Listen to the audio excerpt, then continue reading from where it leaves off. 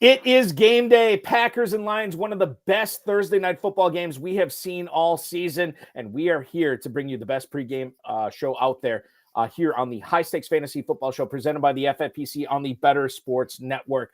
Follow the Better Sports Network on the X at Better Network. And of course, you can follow me, Eric Balkman, at Eric Balkman, both on X and Blue Sky. And of course, the Fantasy Football Players Championship at myffpc.com at FFPC. You also know me from the RotoViz High Stakes Lowdown and the High Stakes Fantasy Football Hour on the FFPC YouTube and socials. Hi, hello, and welcome to Thursday Night Fantasy Football in America. Here to bring you everything that we can about Week 14. I know it is championship week in the FFPC and the Fantasy Pros Championship. And who better to bring you his award-winning advice? I assume it's award-winning, Pat. Pat, you've won awards before. Pat Fitzmaurice from Fantasy Pros. Welcome in.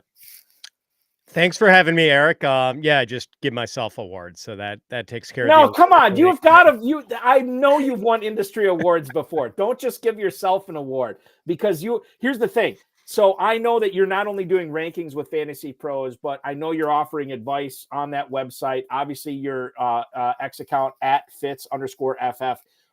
And what else are you doing for Fantasy Pros? Because I know it's a bunch. A lot of shows. 4 shows at least during the week. That's just regular redraft shows plus dynasty shows. Pretty soon we're going to be rolling into like golf betting podcasts, and I do a little of that too. So Good for you. Yeah, a lot of podcasts, a lot of articles. I'll be ready to catch up on sleep in January, but not for a while yet. Yeah, I think it never ends for you, quite frankly. And then you're doing a lot with betting pros too, right? Yes, sir. I wish I was doing a little bit better on the props. What's up, Dominic? So I've got a weekly prop article that I was kind of working on before I joined you, and always doing betting pro stuff. Some getting ready for golf season with the BP. And Dom Gazzetti, by the way, who you just said hi to, he says his dad is a Packers fan. He's happy to see us two cheeseheads here. Yes, if you didn't know, Pat is a Packers fan, a graduate of the University of Wisconsin-Madison. Yes, Shout sir. out to the Badgers. Okay. Yes, sir. Right. Got it. And Dom is a guy that I've drafted next to at the Kentucky Fantasy Football State Championship. Dom's a guy that I've hung out with, had a couple of good nights in Louisville with him as well on fantasy football weekends. So Dom's a great guy, and I'm glad he's here with you tonight, watching, viewing, listening, whatever you're doing to ingest this content. We appreciate it. So coming up on tonight's show, Pat and I are going to go around the NFL. We're going to talk about all the hot button issues heading into Week 14. We're also going to give you a Thursday night football preview. Again, what I meant, 9-3 Green Bay, 11-1 Detroit. The winner of this game, you could make this pretty strong case that they might have the inside path to win the NFC North this year, the toughest division in pro football. And obviously there's a lot of fantasy questions that we need to answer prior to kickoff tonight. We are going to go through Pat Fitzmaurice's FFPC Weekly Challenge lineup for Week 14, which is going to be fun as well. And we'll do some start or sits involving, but not limited to, Travis Etienne, Xavier Worthy, Noah Gray, Russell Wilson, and much more. That is what's coming up on tonight's show. We'll take you into the second quarter of the Thursday night football game tonight, and it's going to be a great time. And we're so glad that you're hanging out with us and watching tonight. Okay, let's kick things off tonight with the FFPC Weekly Challenge.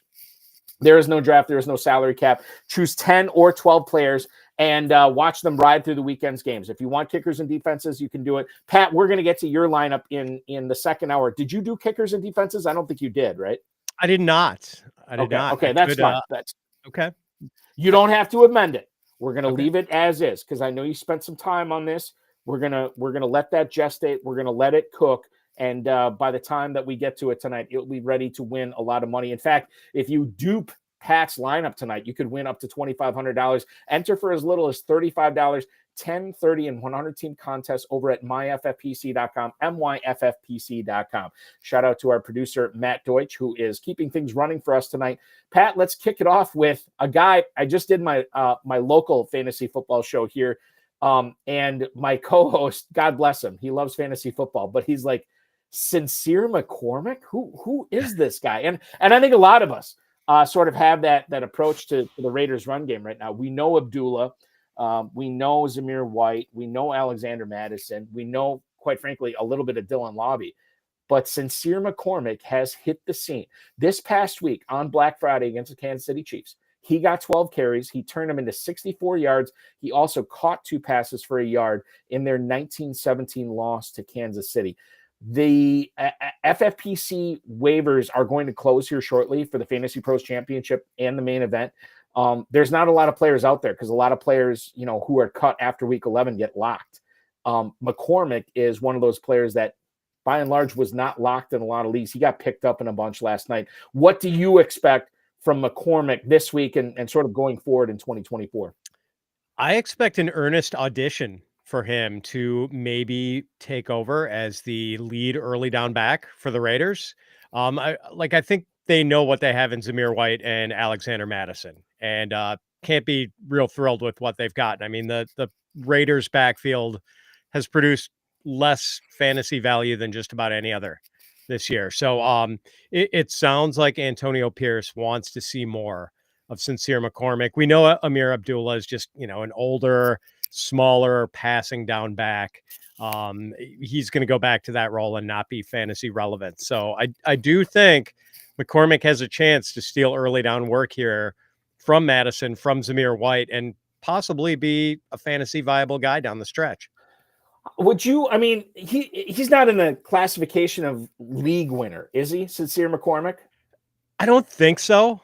It just because the pedigree really isn't there as a guy who's just sort of bopped around on practice squads for a couple of years and just wasn't really highly regarded coming out of college. But, I think they liked what they saw from him last week. He ran pretty hard. And I don't know if the Raiders offense is going to produce a late season league winner like right. that, Yeah. And that's true of that. That's true of any of the Raiders running backs. Like, it's just, there's not enough there to say, hey, let's go all in on this guy. Now, I will say, and this will be my caveat for the next 3 weeks in the FFPC and the Fantasy Pros main event and the Fantasy Pros Championship. If you have to make up 100 or 150 spots, right, and you have to go for broke. We saw this with the Go Bills franchise a couple of years ago, where they know at that point, I think it was like week 16, and they knew at that point they needed to make up 50 spots or whatever. And they ended up starting, and I can't remember who it was. It was a running back. I want to say for Kansas City. I could be wrong on this, but they went for broke, and that guy ended up getting, like 3 touchdowns or something that week. Okay, then we can talk about you need to go for you need to shoot for the moon. You need to swing for the fences. That at that point, yeah, I get it. I think right now it's still too early to be making a McCormick play or any other McCormick-like play.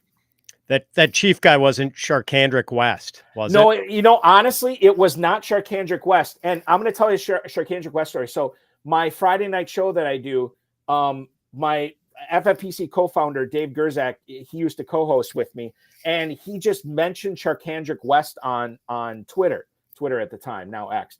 He mentioned Sharkandrick West on Twitter about how fast is 40 time.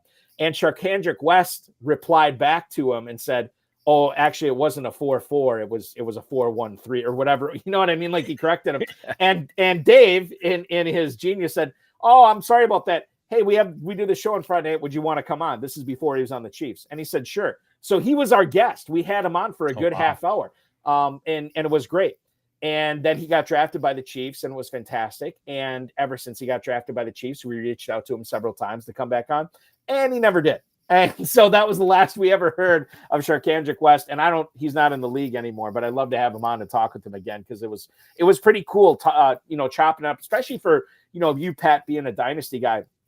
It was cool to hear from a guy who went through that process, a running back who went through the combine, went through a pro day, and then sweated out whether he's going to be drafted or whether he was going to sign an undrafted free agent contract. So that was a lot of fun, and certainly something we'll look forward to coming up in May and June, when a lot of these other guys are looking for free agent contracts that will matter in fantasy football in 2025. Speaking of mattering in football in 2025, That's kind of where we're at with Trevor Lawrence right now. Ian Rapoport from the NFL Network has reported that Trevor Lawrence is not only expected to undergo season-ending surgery, he has been placed on IR and will not return in 2024. That means that the incomparable Mac Jones will be running things for the Jacksonville Jaguars offense. Yes, I know. Try to quell your cheers a little bit, Fantasy Nation.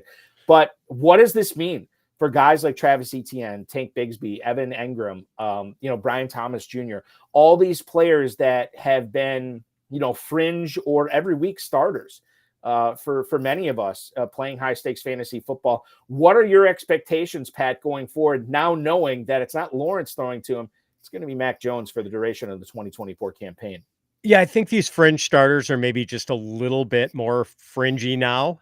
Eric, like I think they're still usable. I'm cautiously optimistic that Mac Jones can at least be competent enough to float the value of Brian Thomas Jr., Evan Engram, and maybe those two backs, although that's kind of a messy situation. Yeah. But so yeah, like you just hope that he doesn't render Brian Thomas Jr. completely unusable, because I think that's the jewel here.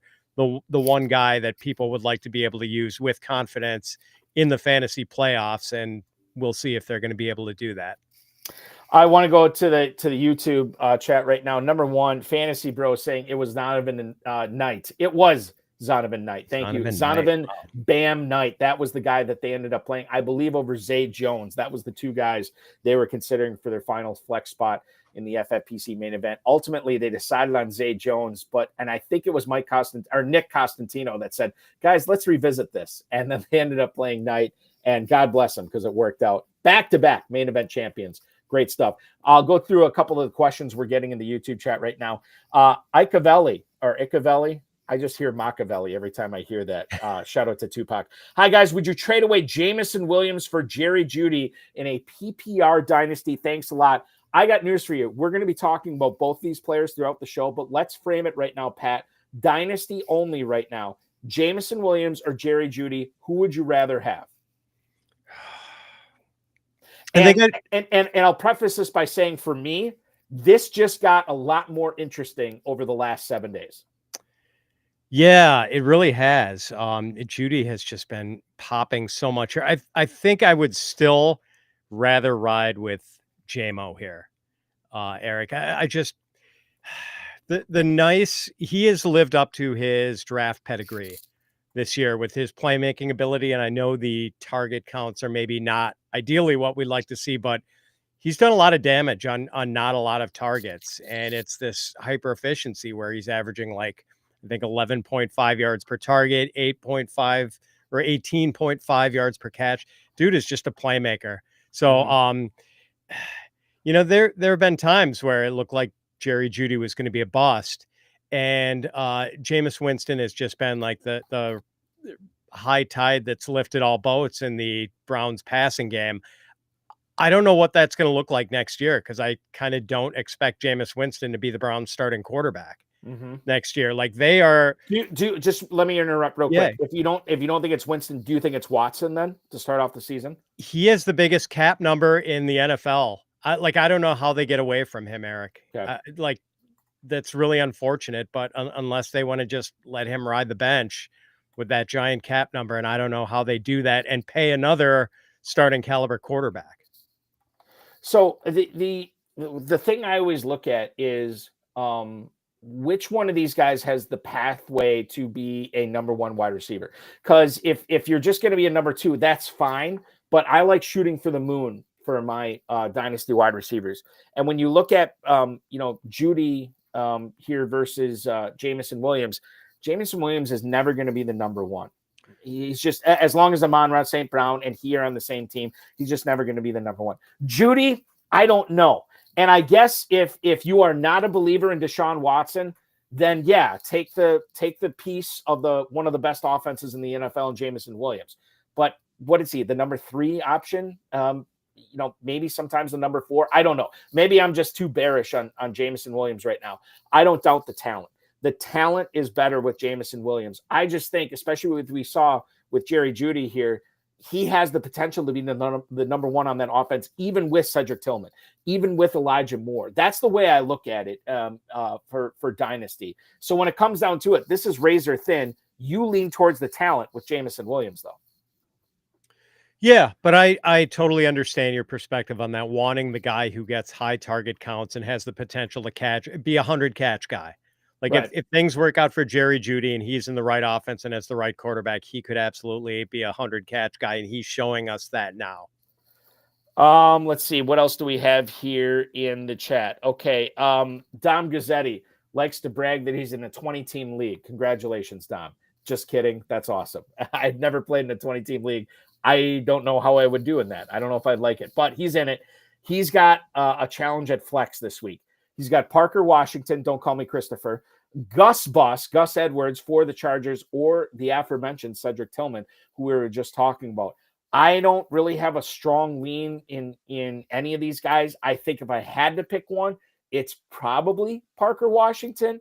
I like the two receivers over Gus Edwards this week. Pat, do you have a strong lean with any of these three guys this week? Yeah, I mean, I'd want Tillman to get in on the Browns passing game if he plays, but I think he was still not practicing as of today, so probably not going to be playing. I agree with you with Parker Washington over Gus Bus.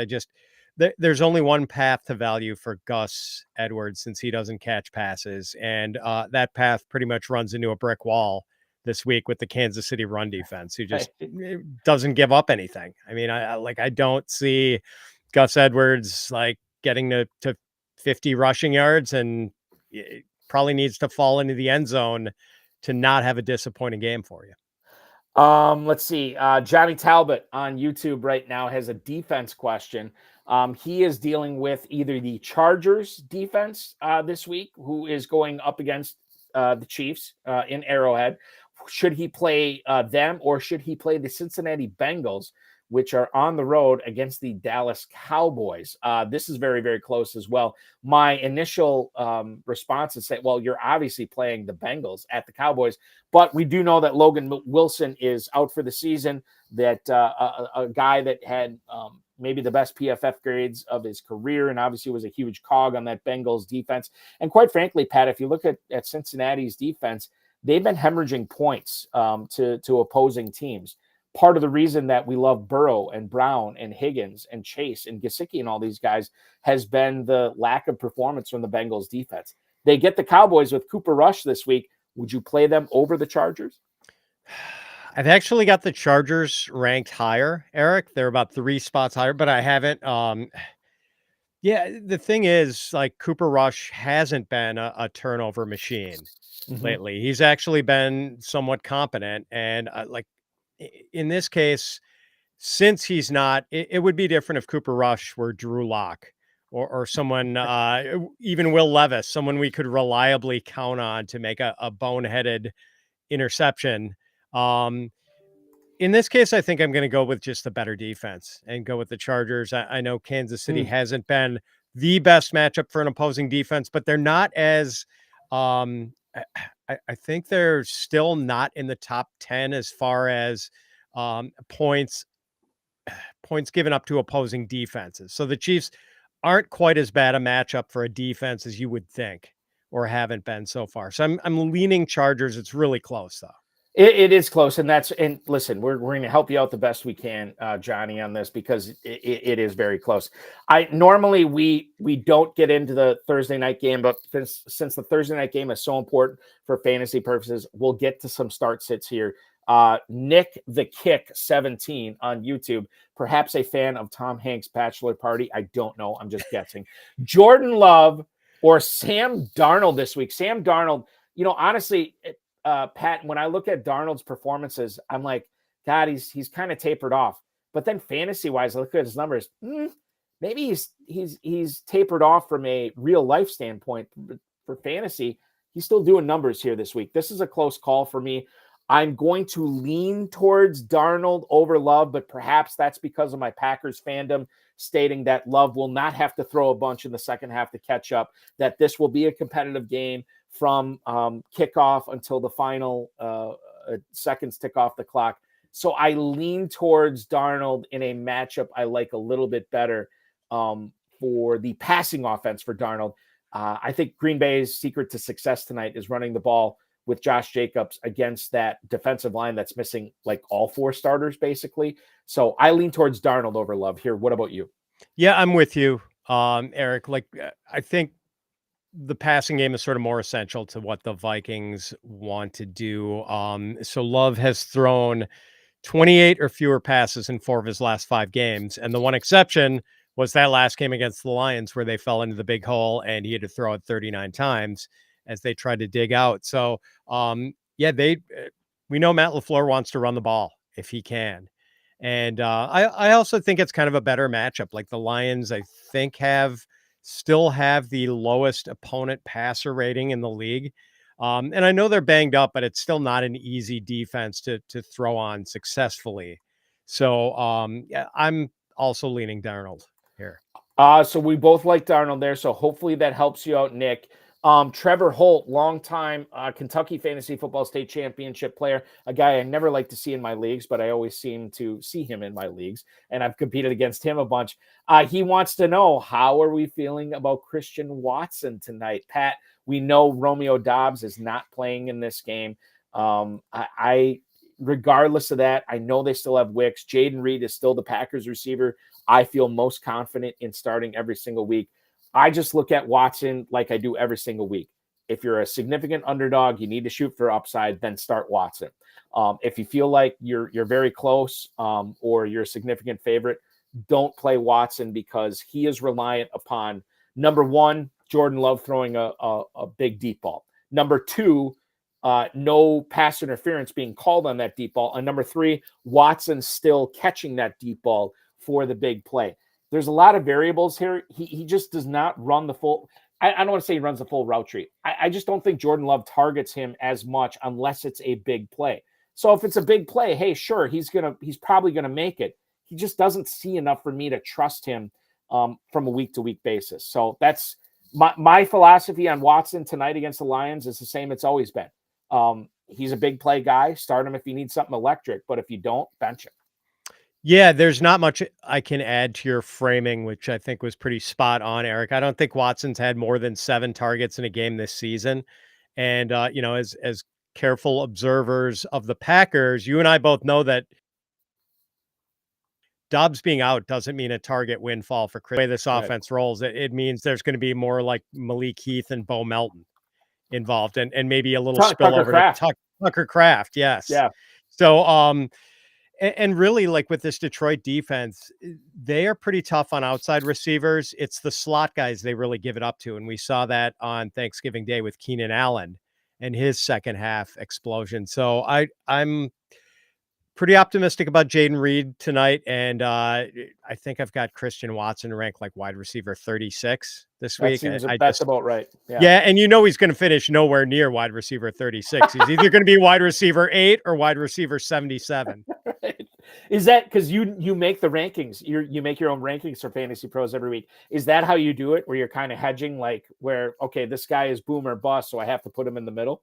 Yeah. I mean, it's just like kind of, I look at it as basically what I start this guy over him, and just kind of slot guys game by game, one at a time, and just sort of, handcraft it on Monday nights, usually late.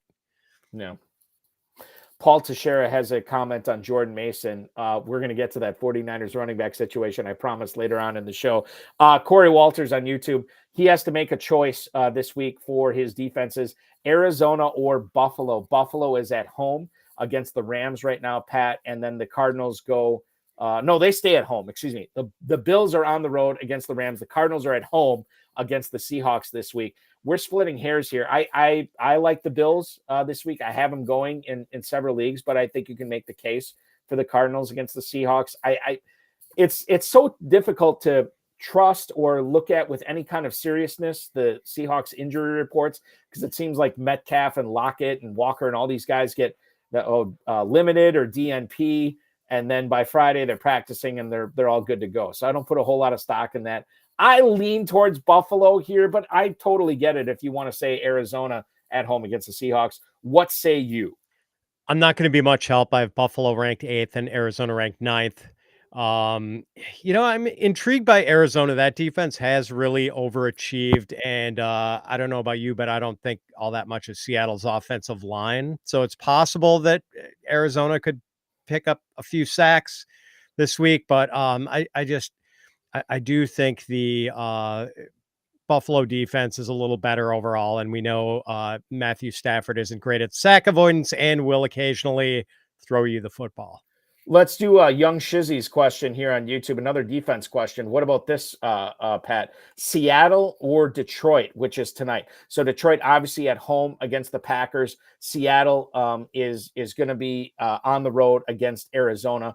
I don't have a strong feeling in this. I feel like the way that Jordan Love and that Packers offense has been playing home or away, I feel like the Cardinals are more susceptible to turnovers. So I would lean towards the Seahawks defense over the Lions tonight, especially how beat up the Lions defense is. Yeah, I maybe haven't accounted for the injuries as much as I should have. I've got Detroit in the top 10 though. I think I've got them 7th, and I've got Seattle further down at like 15th or whatever. Mainly just Jordan Love will occasionally do the the Brett Favre YOLO ball. Yep. Interception. So I guess that's what you're hoping for, and you're definitely, if you're playing the Detroit defense, you're hoping Detroit gets up and it's not a Green Bay lead where they can just run, and Jordan Love throws 23 passes. I was at the last 2 games in person at Lambeau against the Niners and Dolphins, and as good as Jordan Love's stats has been for quite frankly since the bye, there were several passes, Pat, where I'm like, oh my God, what is he doing? Where it should have been a turnover and it wasn't. For whatever reason, the defender drops it. The receiver made a defensive play on it. I don't know. But Love is still putting it in harm's way. And oh, by the way, keep in mind, the last time the Packers and Lions played, Brian Branch got tossed out of that game early because of an illegal hit that he had made.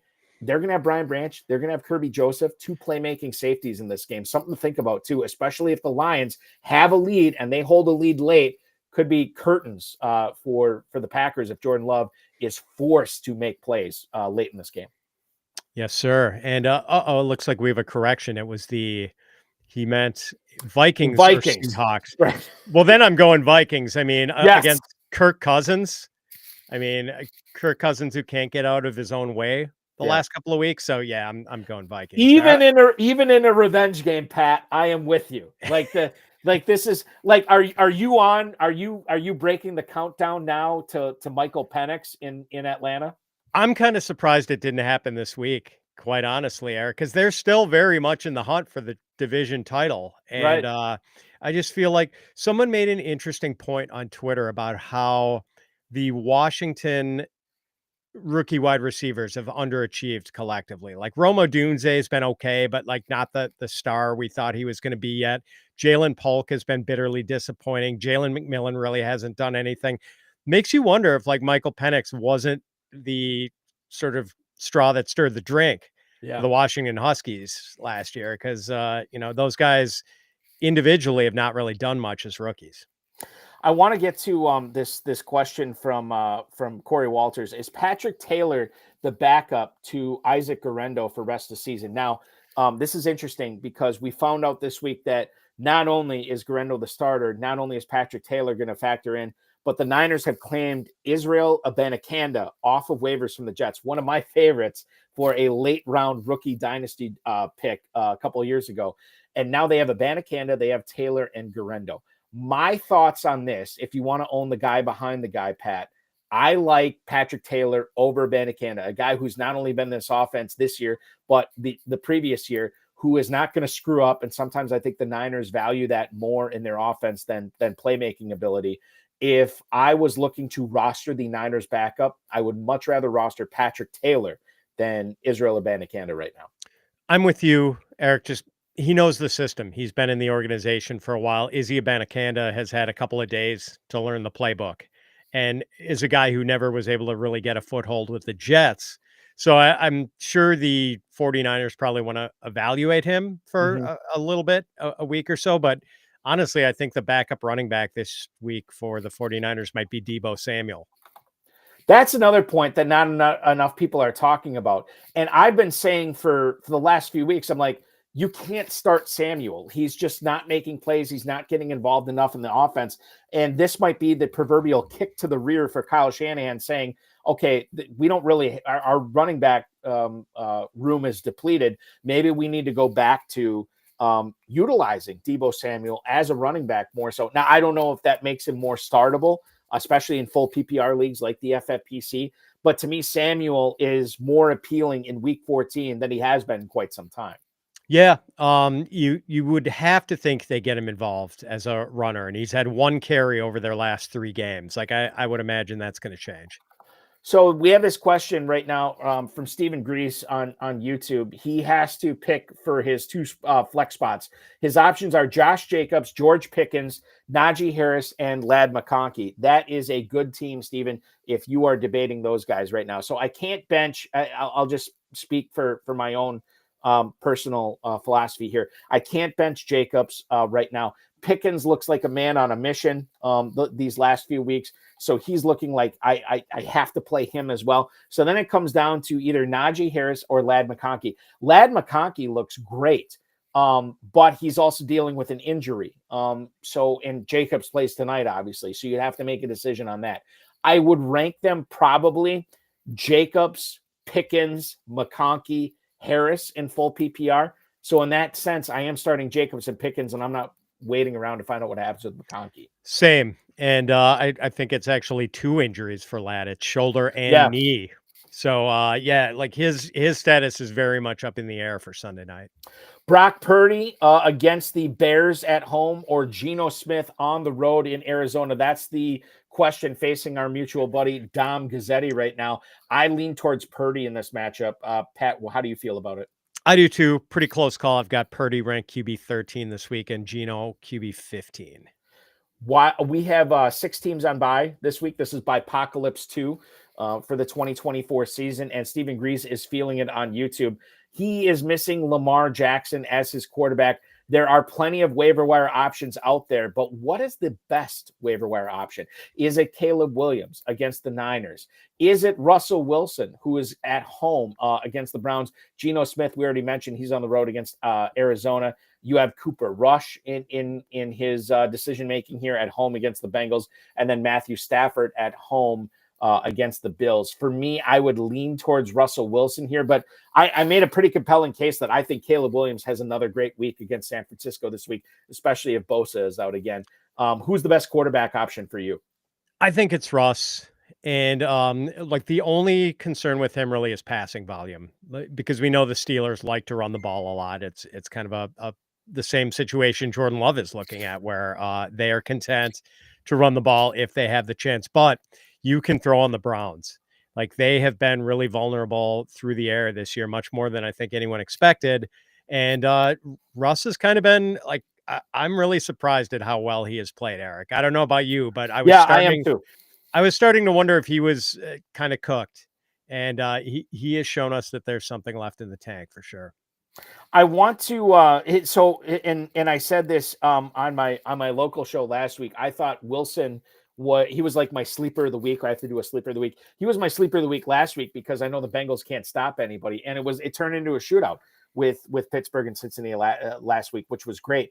And normally I would say, well, that's not going to happen against Cleveland. They're one of the best defenses in the AFC. Well, it was a shootout for the Broncos and the Browns on Monday night. So who the heck knows what's going to happen with those two teams. I do like Russell Wilson. However, Caleb Williams is probably my pick here. I like the way the Bears offense has been trending since they let Shane Waldron go. Now they get rid of Matt Eberflus. Thomas Brown, 22 pounds lighter. Thomas Brown is taking over the team, and he's got the offense in good hands. I just feel like Caleb Williams is the type of guy that with a long week to prepare for the Niners, obviously not enough time or not as much time to prepare for the Bears. I think this is a good Caleb Williams week as well. So I like both Williams and Wilson this week too. Would you change your mind on that? If so I know DJ Moore didn't practice today. This is the other thing, and we should talk about this because not only did Moore not practice for the second day in a row, DeAndre Swift missed practice for the second day in a row as well. So yes, that does. Here's the thing. I don't have to make a call on this tonight because neither one of these guys play on Thursday night. However, I will say that if I find out DJ Moore does not practice again tomorrow, yeah, it's wheels up for Russell Wilson here. I can't bet on Caleb Williams if he's missing his top target. And I think he will be missing his top target unless Moore finds a way to practice tomorrow.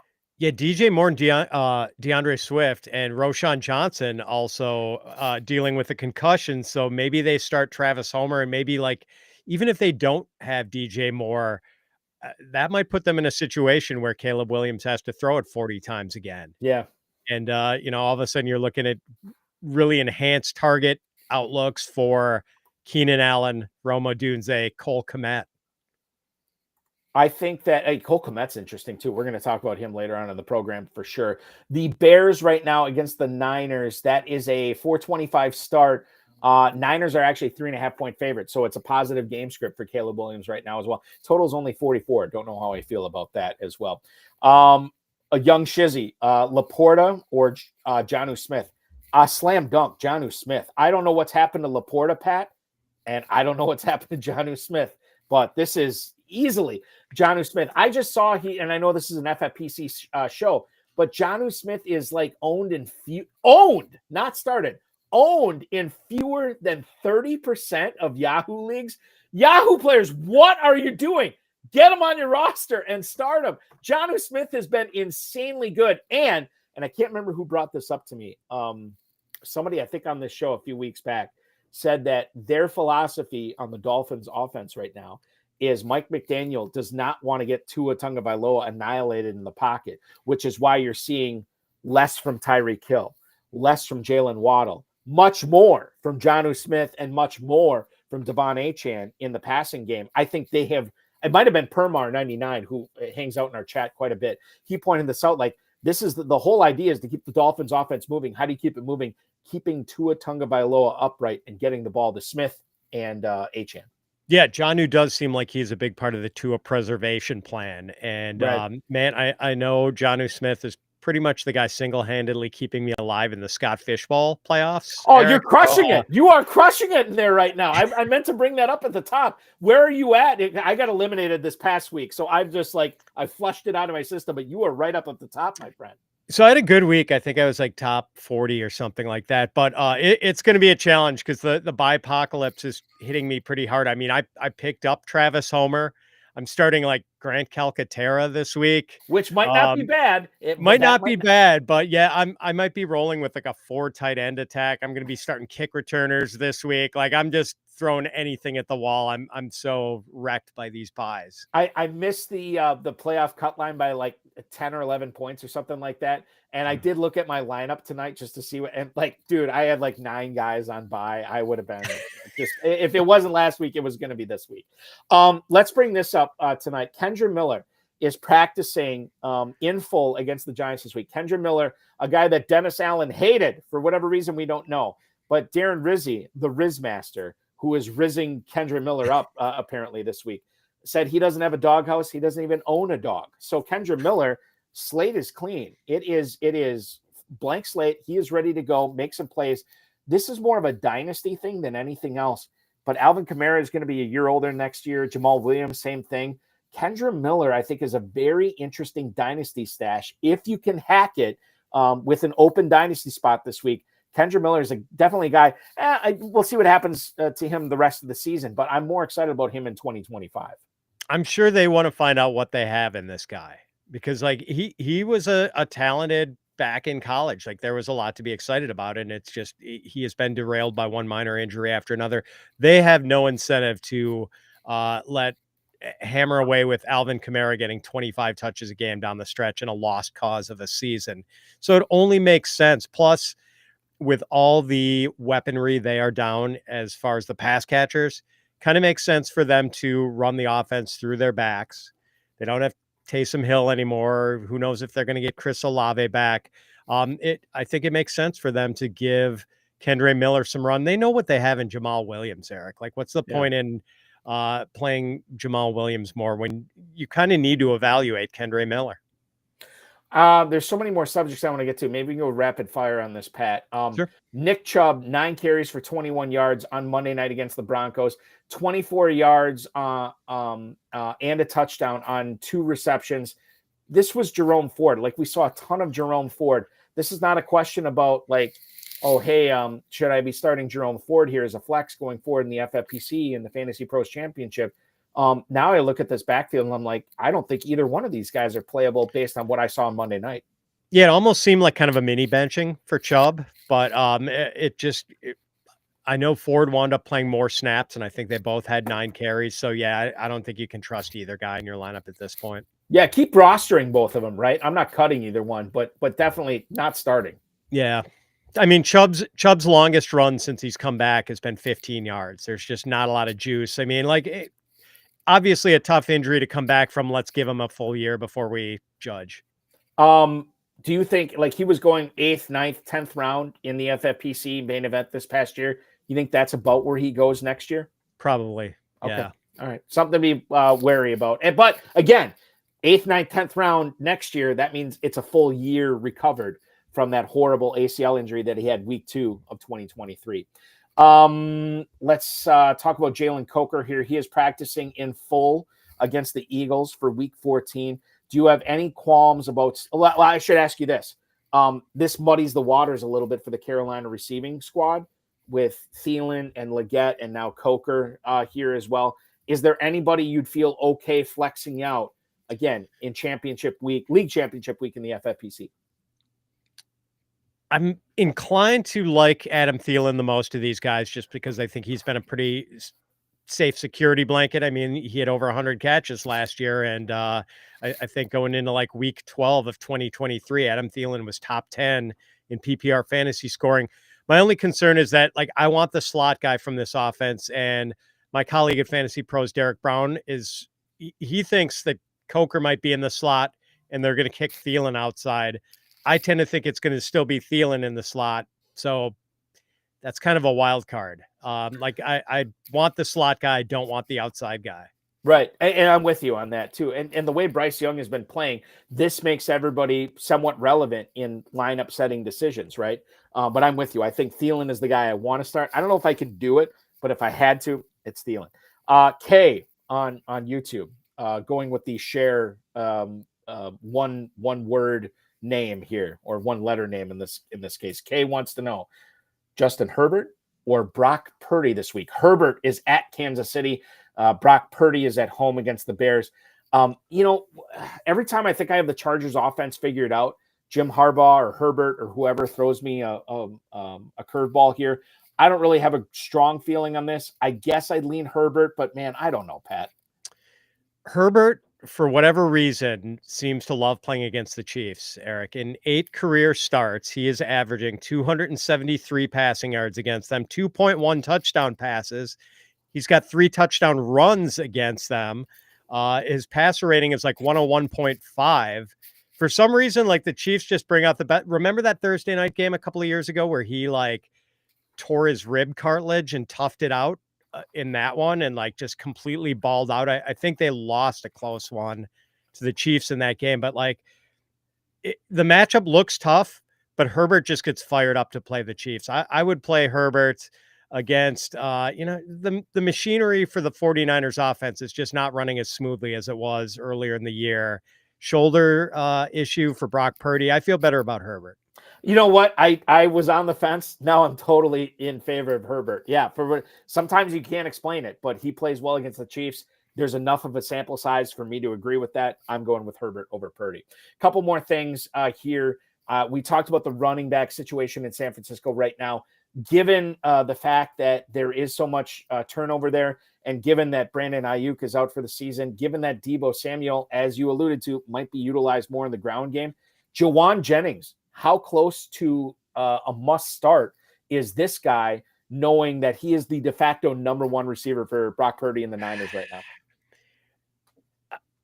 I want to say he is, Eric, but I'm like, I do have some lingering concerns about the fitness of Brock Purdy's shoulder, which I think, like, if he's not able to effectively throw downfield, I worry that Jennings is the guy who gets hurt by that.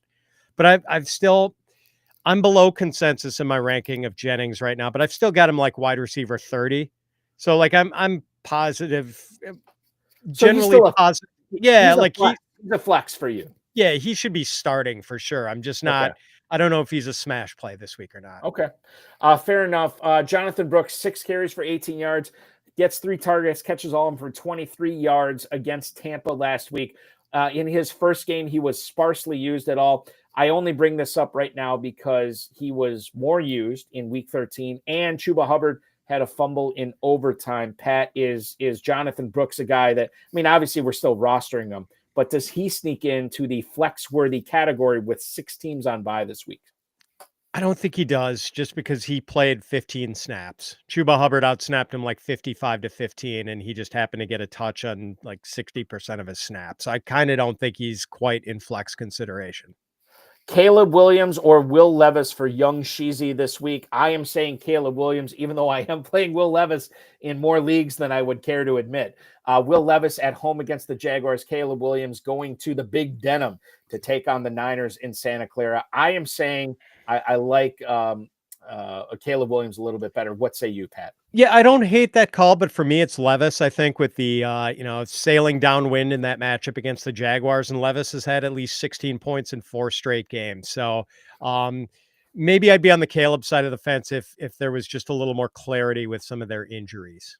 Okay, and that's fair enough, and it's close for me. But listen, you're gonna give us the tough questions. You're gonna give us those hair-splitting lineup decisions, because every time you tune into this broadcast for the remainder of the season, these lineup decisions get more and more and more important. So we're gonna try to do it the best we can here. So that is Pat's thoughts and my thoughts on it. We have to move on. There's so much more to get to here tonight, but I want to make sure that we get to Pat Fitzmaurice's Week 14 FFPC Weekly Challenge lineup, which will include at least, I'll tease it that way, at least one player from tonight's game, which will kick off in less than a half hour here. He's Pat Fitzmaurice from Fantasy Pros. You follow him on the X at Fitz_FF. I'm Eric Balkman from the Fantasy Football Players Championship. The High Stakes Fantasy Football Show rolls on the Better Sports Network right after this. Don't go anywhere. What are we doing when we're drafting? Well, we're telling ourselves happy stories about players we want to pick, less happy stories about players we don't want to pick. And part of that is being ready to abandon our own carefully crafted narratives when it's time to abandon them, right? Like, bail, this was not working, So like we come in with super hard opinions, and sometimes they work out and sometimes they don't. The better fantasy players are the people who acknowledge quickly that, hey, this isn't working out. Doesn't mean you have to abandon a player, but it means you have to abandon the approach, and maybe you have to go with a different player. I mean, if people were playing Stephon Diggs last year down the stretch, they were only playing him because his name is Stephon Diggs. You have to be ready to acknowledge, hey, this guy's not getting the job done. I did it. Bloom and I had a big discussion about this last December, and I'm saying you can't play him right now, right? And I know that's a hard decision to make, because why? FOMO. We're going to miss out on that big game. The minute I sit this guy down, he's going to have the big game. Well, maybe.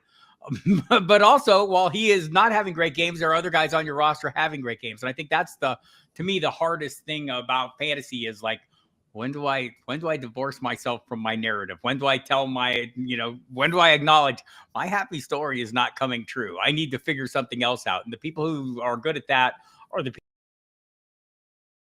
You talk about utilizing something called perpetual reloading to ensure something called a permanent championship window with FFPC Dynasty Leagues. How do we make sure that perpetual reloading is what we're doing in our rookie drafts every year to make sure that we're always competing for titles year in and year out? Yeah, so we always have this tension between playing a little bit for the future and playing for the present. You'll have drafters jump into the startup. They'll draft the veterans. They're trying to win in that first year. Sometimes they do. I don't want to in any way, shape, or form suggest that doesn't work, because you see some of those teams compete and win titles. And yet, when we're thinking about the best way to control your chances to win, you want to be in the playoffs year after year. You want your championship window to always be open. You don't want to get to a point where you build, and then have a couple of years where you're going for it and then you're rebuilding again.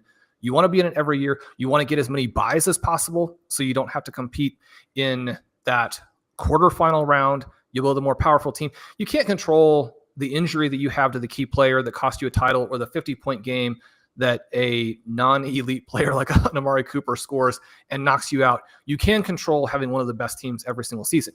The way that you do that is you build depth in your player talent across all those positions. You build depth in your picks. In order to execute some of those types of things, you trade down, you trade peak players, you trade young players. You've got to trade things that people want. A lot of times I think when people are trying to reload or rebuild, they're trying to trade distressed assets at a level that the rest of the group isn't interested in, and then you feel like you can't move. If you're going to make trades, you got to trade things that people want. You can also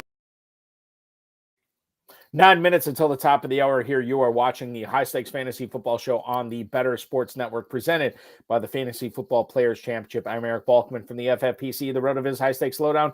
The High Stakes Fantasy Football Hour, welcoming in my good buddy and co-host tonight, Pat Fitzmaurice from FantasyPros at Fitz_FF from FantasyPros.com. Pat, we're going to flip things around here a little bit. I want to get to your weekly challenge lineup first, but before we do that, I want to answer a couple more questions here from the YouTube chat. Joe King wants to know, should he start, I always say, the other AOC, Aiden O'Connell or Bryce Young this week? So Aiden O'Connell named the starter. I do believe he missed practice today, but I think it was a sickness thing. It wasn't a soft tissue or any kind of significant injury thing. So I feel good about him playing this Sunday at Tampa. He has to make the decision. Is it Aiden O'Connell or is it Bryce Young, who is going up to Philadelphia? I lean towards AOC here. I lean towards AOC too. Just a much easier matchup for him. And I'm trying to leave my bias out of this because Aiden O'Connell went to the high school that my kids are currently attending. No, it's such such an easier matchup. Like the Eagles' pass defense has just been a holy terror lately, Yeah. Eric. Cooper DeJean and Quinyon Mitchell, two rookies that are making differences in that secondary. The Eagles needed cornerbacks so badly, and both of those guys went like 10 picks later than every mock draft had them going. Like, Howie Roseman has got to be the luckiest guy in the world. And I know like everyone wants to paint him as a genius for doing that in the draft. I have no idea how those guys fell. A lot of people had the Packers mocked connected to Cooper DeJean. God, that's all we heard. Draft. Cooper DeJean. Like, and I'm like, okay, the one thing I'm sure of is Cooper DeJean is not going to the Packers because everybody had him going there. I knew it wasn't going to happen. Right. And by the way, just saying this, Howie Roseman, yes, he has made his fair share of swings and hits. This is the same dude who traded for Jahan Dotson. So let's slow the victory lap on Roseman as being the greatest football genius of our time. He still misses people. He still does miss. And drafted Jalen Reagor ahead of Justin Jefferson. Ahead of Justin Jefferson. That's even more egregious. Yeah, you're totally right there. Let's do this. Jay Stacks on YouTube. 12-man PPR. So his running back room is not great. He has to start two of these guys. Kareem Hunt this week, Kamani Vidal, Tyjae Spears, or Cam Akers. He could also pick up Blake Corum, Patrick Taylor, or Travis Homer. He's considering considering that both Roschon Johnson and DeAndre Swift are not practicing. So yeah, this is a bad situation here. Is there anybody, Pat, that stands out among Vidal, Spears, Akers, Corum, Patrick Taylor, or Travis Homer?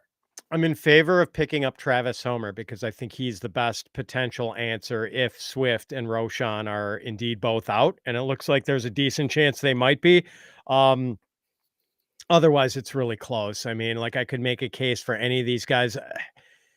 Maybe Spears. Like I feel like, or wait, was Spears? Yeah, Spears is on that one of them. Yeah.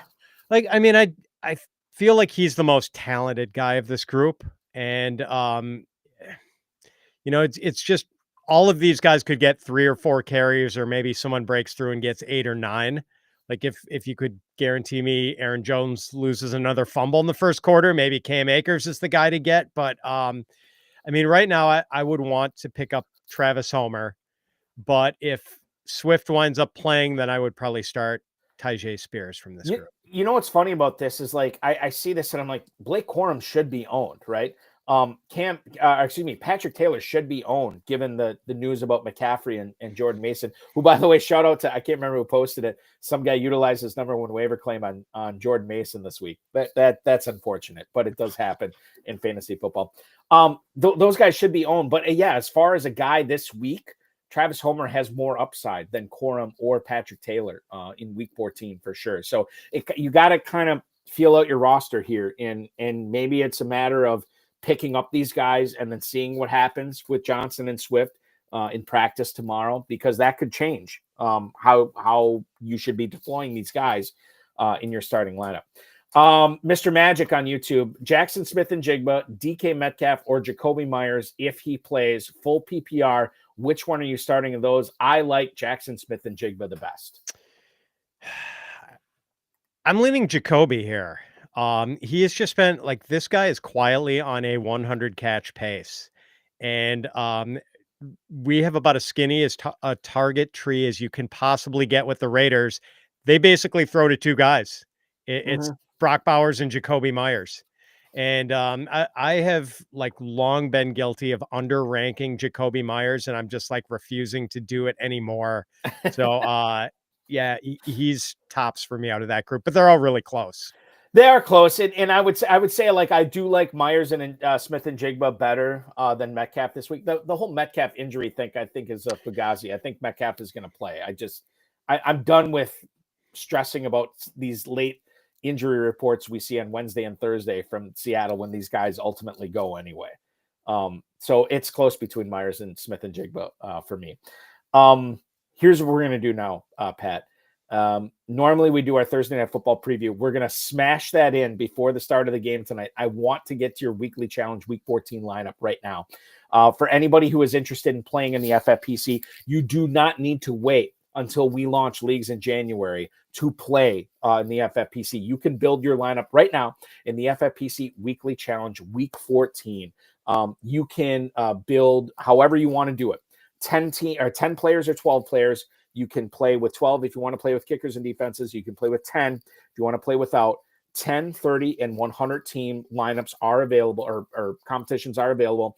Enter for as little as $35. Win up to $2,500. If you want to do that, go to myffpc.com or simply scan the QR code, which is right here. Right here. No, right here. God, I cannot get this right. Right in front of me, right under Pat's microphone. That's where you want to scan, and that will take you right to the. Thank you, Pat. Pat Fitzmaurice. He is the best in the business for a reason, ladies and gentlemen. Scan that QR code. myffpc.com is where it's going to take you, and you can register and play in the Thursday night lineup, which will lock in about 17 minutes here, which is why we're going to fly through this. Pat, your lineup tonight you've already given to me, and I'm going to bring it up on my screen right now. It is a 10-player lineup, sans kickers and defenses. Tell us who you're playing at quarterback and tell us why you are playing that guy this week at quarterback in the challenge. Got to squeeze in Josh Allen, and there were no real compelling options at wide receiver or running back for the Bills. So made Josh Allen kind of an easy choice. Josh Allen is your quarterback. Let's get to your backfield. And I do believe you have 4 running backs on this roster. And here's the other thing. And I know I brought this up before, but I'm going to bring it up again. A lot of people will shy away from running backs in season-long fantasy football because of the high injury rate. This is a 1-week thing. So go elite when you can. And Pat, you went elite with your running backs tonight. I did. I mean, you got to play Saquon Barkley. I think his player prop for rushing yardage is 113.5 yards against the Carolina Panthers. Like, best running back in the game, meeting the worst run defense in the game. So Devon Achane is my other guy. Like, I also like his matchup a lot against the Jets, a guy who can do it either on the ground or as a pass catcher. And then I'm flexing Alvin Kamara, who we know is going to be prominently involved in a pretty good matchup against the Dexter Lawrence-less New York Giants defense. And Bijan Robinson, kind of a tougher matchup, but he's on a tear. He is on a tear. And even if he does get bottled up a little by the Vikings run defense, he's a guy who can do it as a pass catcher too. Barkley, Achane, Kamara, Robinson are the running backs here. Dom Gazzetti wants to know what our favorite cheese is. Trust me, we're going to get to it. I have some thoughts on this. May surprise you too. But before we do that, let's get to your receivers here tonight. It looks like you have 3 of them on your roster for this lineup tonight, Pat. And one of them is playing in the Lions-Packers game this evening. Yeah. So Jamar Chase, he's just on fire and, pretty compelling matchup too against the Dallas defense. Justin Jefferson has slowed down a little bit lately. I feel like he's due for an explosion here pretty soon. And Amon-Ra St. Brown against the Packers. Hard to argue with what Amon-Ra's been doing lately. He's a good floor play, right? I don't know if he's well. I mean, no Jair Alexander tonight for the Packers, so maybe it's a huge game. But like worst case scenario, what's St. Brown getting? Worst case scenario, 6 for 50. Like that's worst. That's still double digit points. So I love the recall there. You also have another. I take this back. Forgot one more. Yeah, one more receiver that is going to be going for the Rams this week.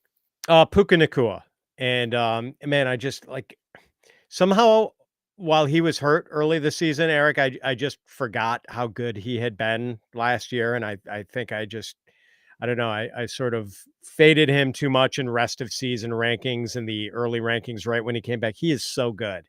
Like he is just like he's better than Cooper Kupp. I don't think it's even close anymore that like Puka is better than Cooper Kupp. I mean, he's just fantastic. And I think like peak of their careers, we can have that debate. But right now, knowing what Kupp is fighting through to get out there each and every week and knowing that Nacua it's a young man's game. I say this every week. This is a young man's game. I totally am on board with Nacua. And then your tight end, who could be the 101 pick in FFPC drafts, tight end premium drafts next year. A guy who was the tight end 9, tight end 8 this year. You have him in your lineup this week. I love him. Who is it? Brock Bowers. And when I saw him as a freshman at the University of Georgia, Eric, like I was so disappointed to learn that he was a freshman and that I wouldn't get to draft him in any sort of fantasy league for like 3 more years. Right. But man, that time is here, and I loaded up on some Brock Bowers this year, and man, it's just he's so good. He's everything we had hoped Kyle Pitts was going to be and more. I think it was Theo Greminger, a longtime FFPC player who still plays in the FFPC a lot, he told everybody during Dynasty season after Brock Bowers, even before Brock Bowers got picked by the Raiders, he said, draft Brock Bowers now because you will never get him this cheap in any FFPC league ever. Pat, I'll put this to you. I was talking with John Terry, a longtime FFPC player, won hundreds of thousands of dollars with the FFPC over the last 10, 15 years. Tight end premium format right now, if you're drafting for 2025, who's your 101? Jamar Chase, Saquon Barkley, or Brock Bowers? I think it might be Bowers. I mean, and there's probably going to be some sort of quarterback upgrade for the Raiders too. So it is hard to argue with him. Like I think he's pretty foolproof. Like we are looking at a 1,000-yard, a perennial 1,000-yard tight end. Mm-hmm. And in tight end premium, I mean, how valuable is that? Here's my hot take. I don't want him to get a good quarterback. I like having a substandard quarterback on that team that is only good enough to do 2 reads, right? Read 1, Brock Bowers. If he's not open, you hit Jacoby Myers. If he's not open, you run. So it's just Bowers and Myers, right? And that's it. Now maybe they draft somebody at wide out, or maybe they get Luther Burden or one of these other big time receivers at Tetraora, whatever his name is, from Arizona. Yeah, I just go with Tet. Pat, okay, yeah, he's going to be a force as well. So, but like Bowers right now, dude, like I'm telling you, there is not going to be one player that moves up in ADP as much as Bowers does in the FFPC next year. So if you want to get it in now. 11 minutes to go in the FFPC Weekly Challenge Thursday night, Week 14 challenge. You have for Pat Fitzmaurice tonight, Josh Allen at quarterback, Saquon Barkley, Devon Achane, Alvin Kamara, and Bijan Robinson at running back. The receivers are Jamar Chase, Justin Jefferson, Amon-Ra St. Brown, Puka Nacua, and the tight end is Brock Bowers. Okay, here we go. Joe King, by the way, on YouTube. Jameis to Vegas, please. Oh. Yes, I'd be on board with that. Oh, man. Get Jameis Winston at quarterback. Get Deion Sanders at head coach, and let's go, because that is going to be a great fantasy team if all those things happen next year for sure. Oh, good Lord. Brock Bowers might have 1,500 yards if Jameis winds up in Vegas. In the first half of the season. It would be great. Okay, let's get into our Thursday Night Football preview here tonight. The Packers and Lions are getting ready to kick off in about 10 minutes. We've kind of touched on a lot of these guys tonight, Pat. I want to get into it a little bit more in depth as much as we can. Jordan Love tonight, I think the hashtag analysis for him tonight is, hey, the Lions are the better team. The Lions are going to control the game, and it's going to be on Jordan Love to make plays in the fourth quarter. And if it is on Jordan Love to make plays in the fourth quarter, that probably bodes well for his fantasy prospects tonight. I only own him in one league. I'm starting him in that league tonight, but I envision a 20-point game from Jordan Love tonight. How big is this game for Love, again, from a fantasy standpoint that you see? Yeah, it is big. And I think really the key, Eric, is just the passing volume, because we have seen him be able to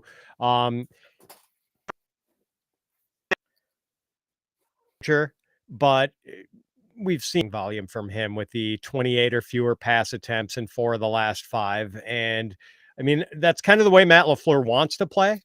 But it's not necessarily good for fantasy, but it all depends, how well can we run it on this good Lions run defense, and, what kind of game script do we get? So it just really hard to tell with Love. Like I could see him having this lights out game where he's throwing it all over the place, or maybe, if the Packers go up early, maybe he does get to be a game manager.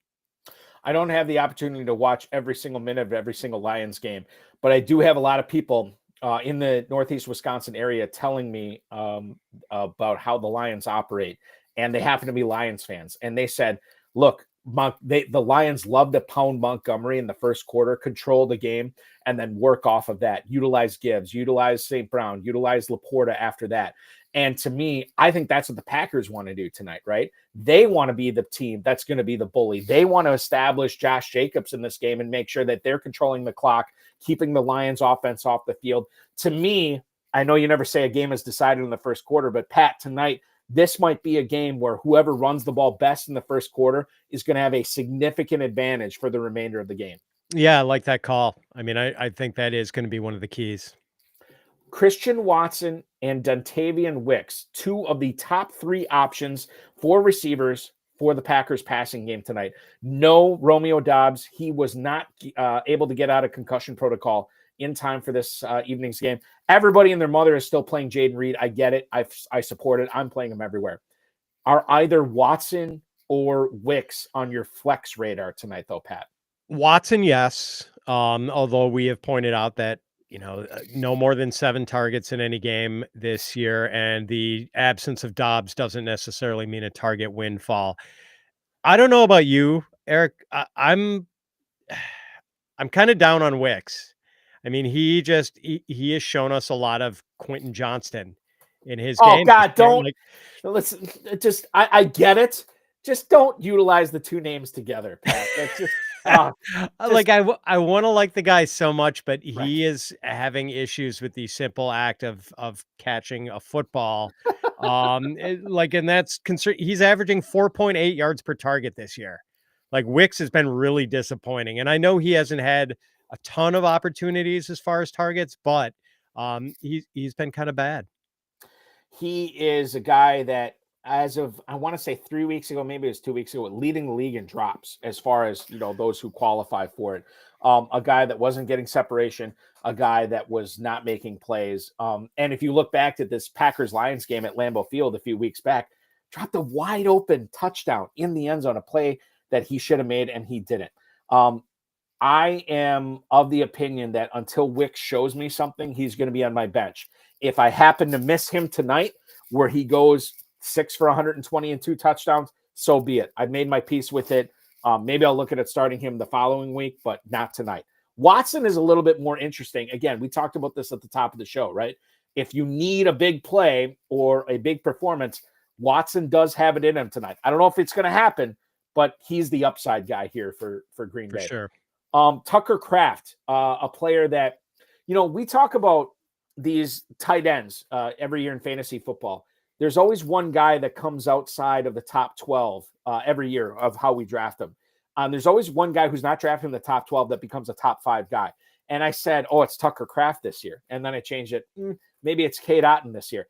Now I might be back to Tucker Kraft after what I saw him do against Miami this past week. Tight end premium league, you have to start him somehow, whether it's in your tight end spot or your flex spot. But Tucker Kraft is a guy that I could easily see, even against the Lions tonight. 5 or 6 catches, 70, 80 yards. You're thrilled with that, and I think it's going to happen. And he is one of those guys who the other receivers don't seem to get a bump when one receiver is missing for the Packers, but it's always Tucker Kraft who seems to get the bump in targets. The only issue, Eric, the Lions have allowed the fewest receptions and fewest receiving yards to tight ends, and there's only been one touchdown catch by a tight end against the Lions this year. So it is a tough matchup. Yeah. Yeah. And that's a good point. And it gives me pause. I guess like if you're not playing in a tight end premium reception league, then okay, then maybe you can make the case for sitting him. But if you are tight end premium like the FFPC, I think you got to find a way to get him in there. But you're right. This is not the easiest of matchups. Even as beat up as the Lions defense is, you could be right. This could be a bad Kraft night tonight. Let's flip it over to the Lions offense. Jared Goff, is he a start or sit at home against the Packers here tonight? Goff is one of the most efficient quarterbacks we've seen. He found a way to make Sam Laporta super useful last week, getting into the end zone twice. He's got that great running game behind him. And obviously he can deploy passes to both Montgomery and Gibbs, and they're going to make things happen. Amon-Ra St. Brown, Jameson Williams, he didn't have this past week. This is a leading question. Obviously, I like Jared Goff as a back-end quarterback start tonight. Yeah, I've got him quarterback 9 this week, and we've seen a volume uptick. Like in his first 8 games, he threw fewer than 30 passes in 7 of them, and they were just running teams to death.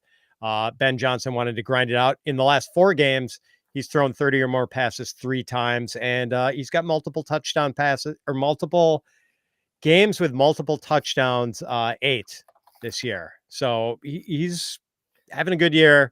Been really efficient. I do like him. No Jair Alexander.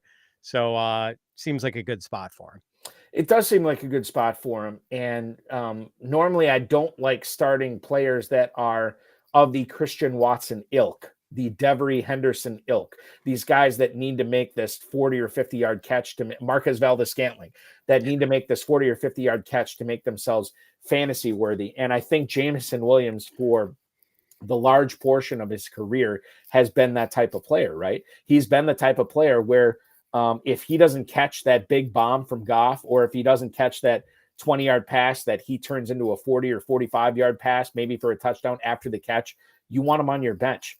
Tonight, against a secondary that, granted, is still going to have Xavier McKinney, Javon Bullard, Evan Williams at safety, but Carrington Valentine, who's been making a few plays at corner, Eric Stokes, who has been making 0 plays at corner, no Jair Alexander tonight. Are you trying to wedge Jameson Williams into your starting lineups this week, Pat? Because not only that big play potential, but maybe a higher floor than we normally see from this player. Yeah, I'm like you. I'm kind of wary of that archetype of the low targets, big play receiver who just, with all the ups and downs. But I've been consistently ranking Jameson Williams above consensus this year just because I think this guy's different. Like, he just crackles with electricity when this dude has the ball in his hands. And plus they'll work him in the running game. He's got, he gets like 1 reverse a game. I think he's got 8 rushing attempts or 9 rushing attempts this year for like 56, 60 yards, something like that. He's just really good. And we're seeing it, like, it was really a slow rollout for him coming off that injury in college. But like, we have seen now why the Lions spent the draft capital on him that they did. Crackles with electricity.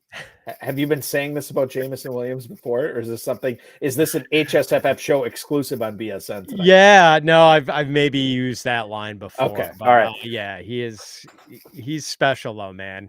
I think, again, not to bring up Theo Greminger again, but I think he said on one of his podcasts, he was a big fan of Jameson Williams coming into this year, to the point where he didn't want to refer to Jameson Williams by name, where he wanted to have a code word so everybody knew who he was talking about. And it's like, well, what do I call Jameson Williams? Well, they started calling him Whiskey Bill, obviously because of Jameson and then Williams being Bill. So they started calling him Whiskey Bill. Oh, I love Whiskey Bill in the 7th round or the 8th round or whatever. But now, thanks to Pat Fitzmaurice, the crackling electricity, the electric crackle for Jameson Williams tonight, we could see that happen. And honestly, your Twitter mentions are going to blow up if Jameson Williams catches a 70-yard touchdown or something like that tonight. It could happen. I mean, for our sake, let's hope that doesn't happen. But right, yeah, exactly. Yes. Final question. So on my local fantasy football show here that I do weekly, my bust of the week for Thanksgiving week was Sam Laporta. And I felt pretty strongly about it. He just wasn't getting used. This is a player that has taken a back seat to St. Brown in the running game. And lo and behold, I loved seeing it. 3 catches, 6 yards. Hey, I nailed that. Except for he caught 2 touchdowns. It was 3 catches for 6 yards and 2 touchdowns this past week. What do you do with Sam Laporta in a tight end premium format like the Fantasy Pros Championship, like the FFPC main event? Are we starting or sitting him tonight? Because I honestly could go either way on this guy, even after what I saw last week. Same. It's boom or bust. You just got to decide what your risk tolerance is. And that's the weird thing, Eric, that he is actually averaging like 1.5 more yards per target this year than he did last year in that spectacular rookie year. He's up to 8.9 yards per target, just outstanding for a tight end. Last year he was at 7.4. The difference was last year he was averaging 7.1 targets a game. This year he's down to 4. And I really think that the Jameson Williams breakout has really hurt Sam Laporta more than anyone else. The last thing I want to get to here tonight, Parkway 72 wants to know, he's on Twitch hanging out, and thanks for watching us on Twitch tonight. We appreciate it. He's got to make a choice between Drake London or Jaden Reed at flex. Now, I do like London quite a bit this week, and I'm playing him obviously in all my leagues. However, Jaden Reed blew up in the last game against Detroit, and Detroit has been hemorrhaging yardage and fantasy points at the slot position. Amik Robertson is a guy that gave up a ton against the Bears this past week, and he'll be tasked against Jaden Reed tonight. Listen, I'm still playing London, but man, it's close because I love Reed this week. You said it well. It's the Lion or the Vikings give it up to wide receivers too. And like it's a great matchup for London. But yes, like you want to attack the Lions in the slot. And I think it could be a big night for Jaden Reed. But I do have London ranked a little higher. Yeah. And that's the thing. Like if you have to make the choice, then it's London. But both these guys are excellent starts. We have a few minutes left in this segment. I want to get back to, and I can't remember who said it. I think it was Dom Gazzetti wants to know, what is our favorite cheese? Now, Pat, refresh my memory. Where were you born? Where did you grow up? What part of Wisconsin? I grew up in Whitefish Bay, which is just north of Milwaukee. Right. It is the hometown of Cubs manager Craig Counsell. And if you recall the TV show Third Rock from the Sun, do you remember the tall gal, Kristen Johnson? Johnson. I'm a Whitefish Bay native. Listen, I can't remember. It might be my blue sky, but I think it is my blue sky background. Third Rock from the Sun is like my profile, or not my profile picture, but my background picture. Yeah. As far as like my all-time favorite sitcoms, that is one of them. Seinfeld, Third Rock from the Sun, News Radio. I'm a huge News Radio fan. Oh, the cast. Oh God, it was unbelievable. Joe Rogan when he was like normal. It was great. Andy Dick when he was normal. Phil Hartman when he was alive. It was it's a fantastic cast. And then then it blurs after that. I love Veep. I love Curb Your Enthusiasm. I love Silicon Valley. I love all those shows. But like to me, like, dude, like when News Radio and Third Rock from the Sun was going hard, even now I'll watch those shows and they're not dated at all. I absolutely love it. Agreed. And Whitefish Bay, by the way, the hometown of starting power forward on, I believe, the Badgers 2000 Elite 8 team, or maybe it was the Final Four. I think it was the Final Four team. You had Mark Vershaw, you had Mike Kelly, and the starting power forward, Andy Kowski, who went to Whitefish Bay Dominican, which was not, Whitefish Bay, but it was Whitefish Bay Dominican. So Andy Kowski, also from that hometown, or from his hometown, is Whitefish Bay as well. Okay, let's do this. Favorite cheeses. We have to bring, because we're both cheeseheads, we have to bring up our favorite cheeses. I'll let you go ahead and talk about yours. Don't narrow it down to one, because as any cheesehead knows, you can't narrow it down to one. There's so many good ones. Go ahead, Pat, with yours. Yeah, I'm trying to decide. Man, I love a good stinky cheese. I love a good nutty cheese. I'm kind of torn between like Gorgonzola and Gruyere. Oh, I think I'm gonna. Gruyere is so good. Good. I think I got to go with Gruyere. Yeah, I can't fault you for that. I can't remember. I think it was Joe King said Balky seems like a smoke Gouda guy. Man, I'm telling you, and as stereotypical as this is, if you get like a turkey sandwich on some real thick, dense bread with some sliced apple. And then you throw on like a smoked Gouda, like a thick smoked Gouda. There's nothing better. Oh, the apple and the Gouda. I love that idea. Yeah. Oh man, I got to give that a shot. Apple and Gouda is fantastic. I love, and I've had the Vermont sharp cheddar, and it's good, but the Wisconsin sharp cheddar. My kid, who knows nothing about cheese, and he's tried a bunch of cheeses because he lives in Wisconsin, will always fall back on the Wisconsin sharp or extra sharp cheddar. That is so good. Put it on a burger, melt it on the grill. It's so good. Now, provolone is fine. Swiss is fine. Like, I'm not hating on the white cheeses or whatever, but you talk about Gruyere, smoked Gouda. Oh, the smoked part of it is so good. Yes. And then the extra sharp cheddar from Wisconsin. I don't think you need, I mean, that's everybody's diet here in Wisconsin. Like, you don't need anything besides that. Oh, amen, brother. I mean, now I'm wishing the Mars Cheese Castle was open so I could take a little drive up north. It's about 40 minutes away. Yeah. Oh man. I go by it all the time. When I'm driving down to 41 or driving down Highway 41 to go to a Bucks game or a Brewers game or whatever, I would say, like, God, we should probably stop in. And normally my family says no, so it is what it is. We have football underway here any minute. We're going to stop out and take a quick break. When we come back, we're going to give all your start-sit questions that you possibly could think of. We're going to give you answers to all of them. He's Pat Fitzmaurice from the Fantasy Pros over at fantasypros.com at @Fitz_FF. I'm Eric Balkman from the FFPC. Don't go anywhere. We roll on right after this. The Bears have to be one of the most inept franchises of any sport I've ever seen in my entire life. And they share the city with the White Sox, who are also inept. Like, that is how bad the Bears are. I just don't understand how you can go your entire existence and the quarterback that wins you a Super Bowl is Jim McMahon. You couldn't find anybody else. They don't have a good history with quarterbacks, and they let him be the quarterback for a long time too. Deshaun Watson and Patrick Mahomes right there. Mm-hmm. And you drafted Mitch Trubisky. They were right there. I there's a lot of pain in being a Falcons fan.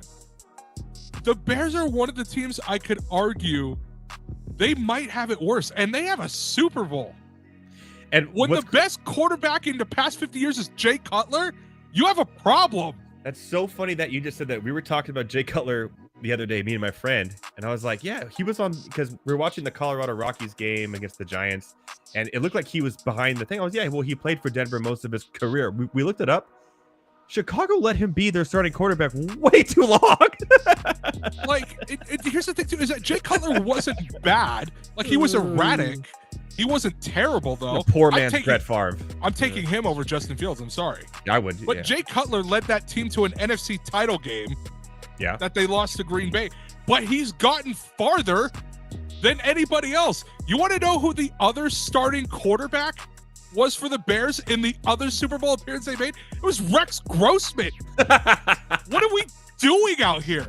It was Rex Grossman, and Kyle Orton was the backup. How are you that bad? Bro, like, oh my God. Listen to the top 5.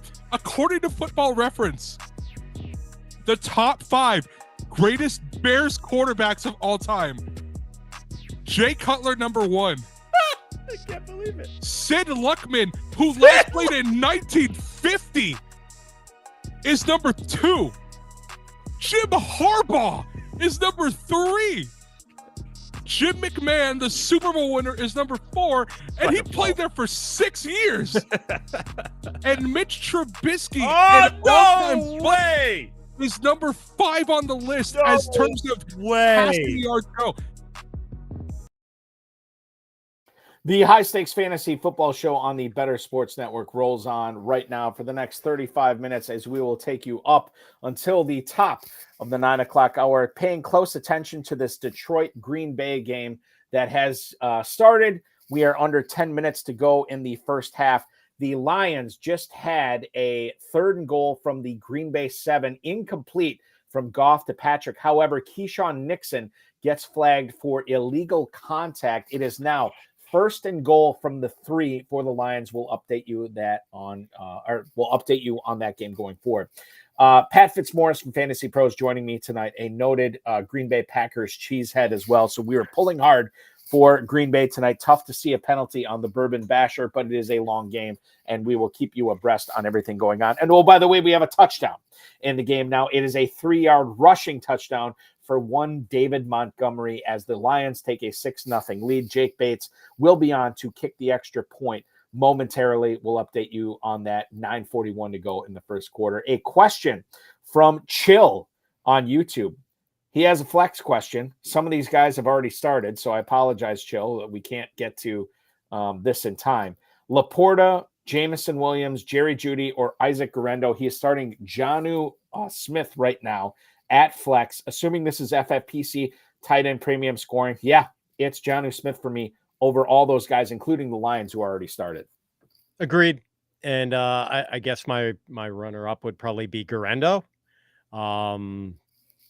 Would you play Guerrero or Jeudy, Eric, given the choice? Full PPR, I think I'd play Guerrero over Jeudy. I just, this was a game on Monday night where he catches 9 passes for 235 yards against his former team in a game where Jameis Winston set the passing record for the Cleveland Browns with 497 passing yards. I can't imagine, and I'll tell you a quick story about that game in a second, but I can't imagine Jeudy coming close to not even duplicating, just getting half of what he did in any game going forward. I think it was an outlier, and I don't trust Jeudy going forward. So for me, it's Guerrero. Yeah, Jeudy got the better of Joey Porter Jr. a couple of weeks ago when they played that game in the snow. There are only 6 targets for Jeudy, but he caught all of them for 85 yards. I have a feeling Joey Porter is going to be out for revenge in this one with the game in Pittsburgh.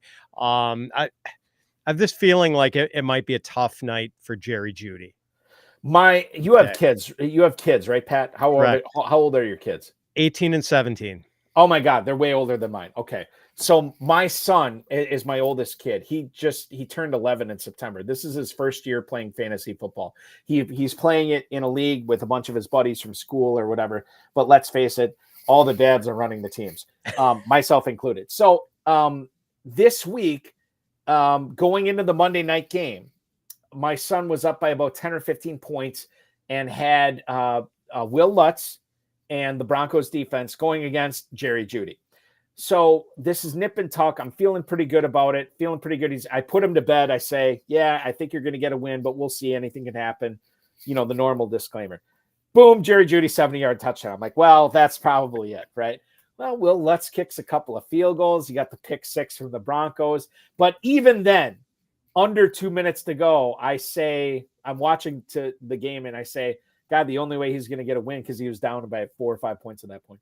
I said the only way he's going to get a win is if there's a pick 6. And why would there be a pick 6? If the Broncos pick it off, they're just going to kneel it, right? They're not going to return it. Not Jalen McMillan? I can't remember what his name was. McMillan from the Broncos, the corner, picks it off, somehow avoids contact with Elijah Moore. Elijah Moore somehow does not get up to tackle him. And McMillan gets up, boom, pick 6 with 1:48 to go in the game. And I'm like, oh, he's got it now. No, not so fast, my friend. Jerry Jeudy catches a pass on that final drive. And then there's a pass interference penalty that puts him first and goal at the 2. I'm like, God, if Jeudy catches a touchdown, as crazy as this was, he's going to lose this game.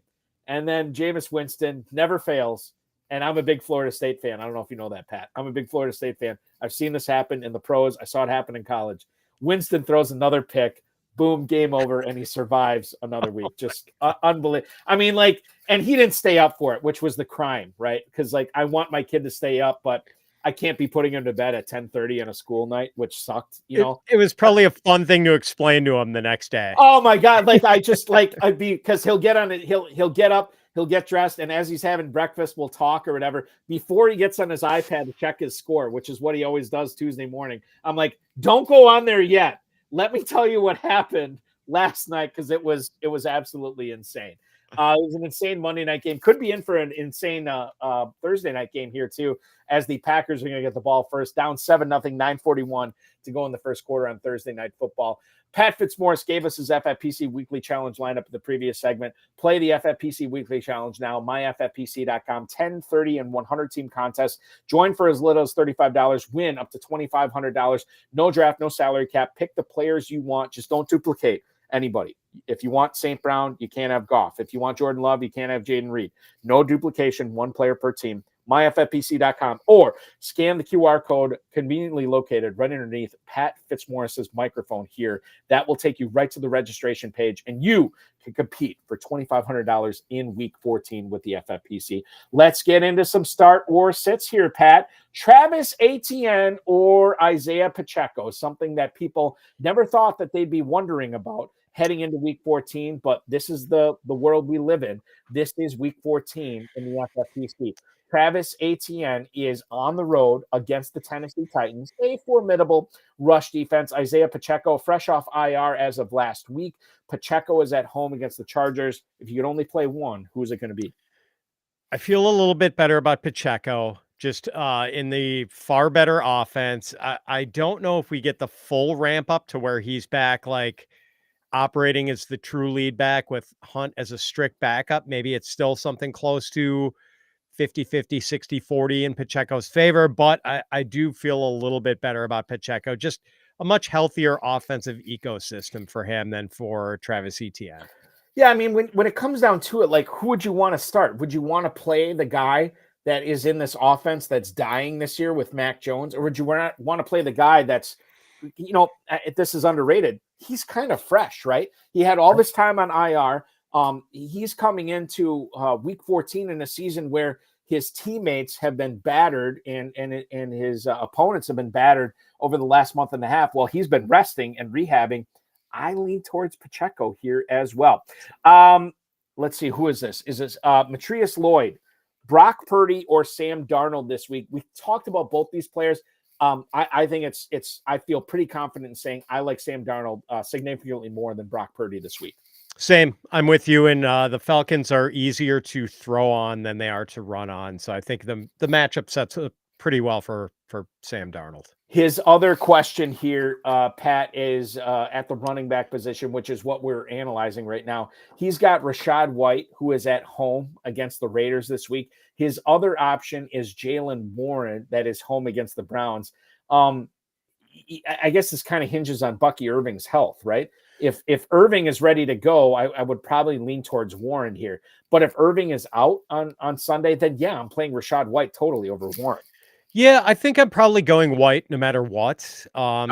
Even with Irving playing really well, White is still getting like around 12 touches a game. I think that's kind of the expectation for both of these guys, roughly like 12 touches.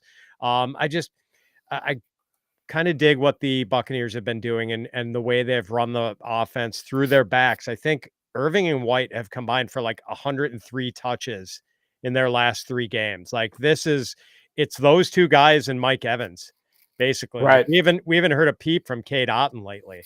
It's been probably because of the return of Mike Evans. Right? Yeah. But like it's just Evans and those backs, man. So I think I'd go White. Another one from here from Matrius Lloyd. I'm assuming Cooper Kupp, Puka Nacua, Jauan Jennings, and Jacoby Myers. He's got to bench one of these guys. It's hard for me to bench either of the Rams guys, so this comes down to Jennings or Myers. I think I'm going to bench Jennings here over Myers, but it's close. And quite frankly, Myers, I might have mentioned this early in the show, Myers is battling something right now, I think. Trying to locate it right now to see if I can get his the latest on Jacoby Myers and his injury. He is dealing with an ankle injury right now. So as it stands right now, I'd bench Jauan Jennings. But obviously if Myers can't go, then you bench Myers. Yeah, I'm with you. I would also bench Jennings. And man, how many catches is Brock Bowers going to have if Jacoby Myers doesn't play? I can't even imagine. Like it will break math as we know it, Pat. Like it will be a bad situation for sure. Getting back to let's talk about another Jalen Warren here. Jalen Warren this week or Gus Edwards. Gus Edwards, a guy who will probably be the lead running back for the Chargers with no J.K. Dobbins this week. But we saw what that was worth this past week, and it wasn't a whole lot. Now he gets the Kansas City Chiefs rush defense on the road. I can't play Edwards over Warren here. I'm with you, Eric. And yeah, I mean, it's just Edwards only has the one path to value, and it's on the ground. And the Chiefs have one of the best run defenses in the league, whereas Warren has run catch potential.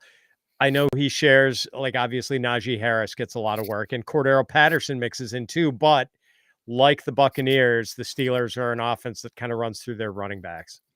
Jordan Love throws off his back foot on 3rd and 6. Cannot find Dontavian Wicks deep. At least it was not a drop by Wicks. It was probably not a catchable ball. The Packers forced the punt. They pinned the Lions deep.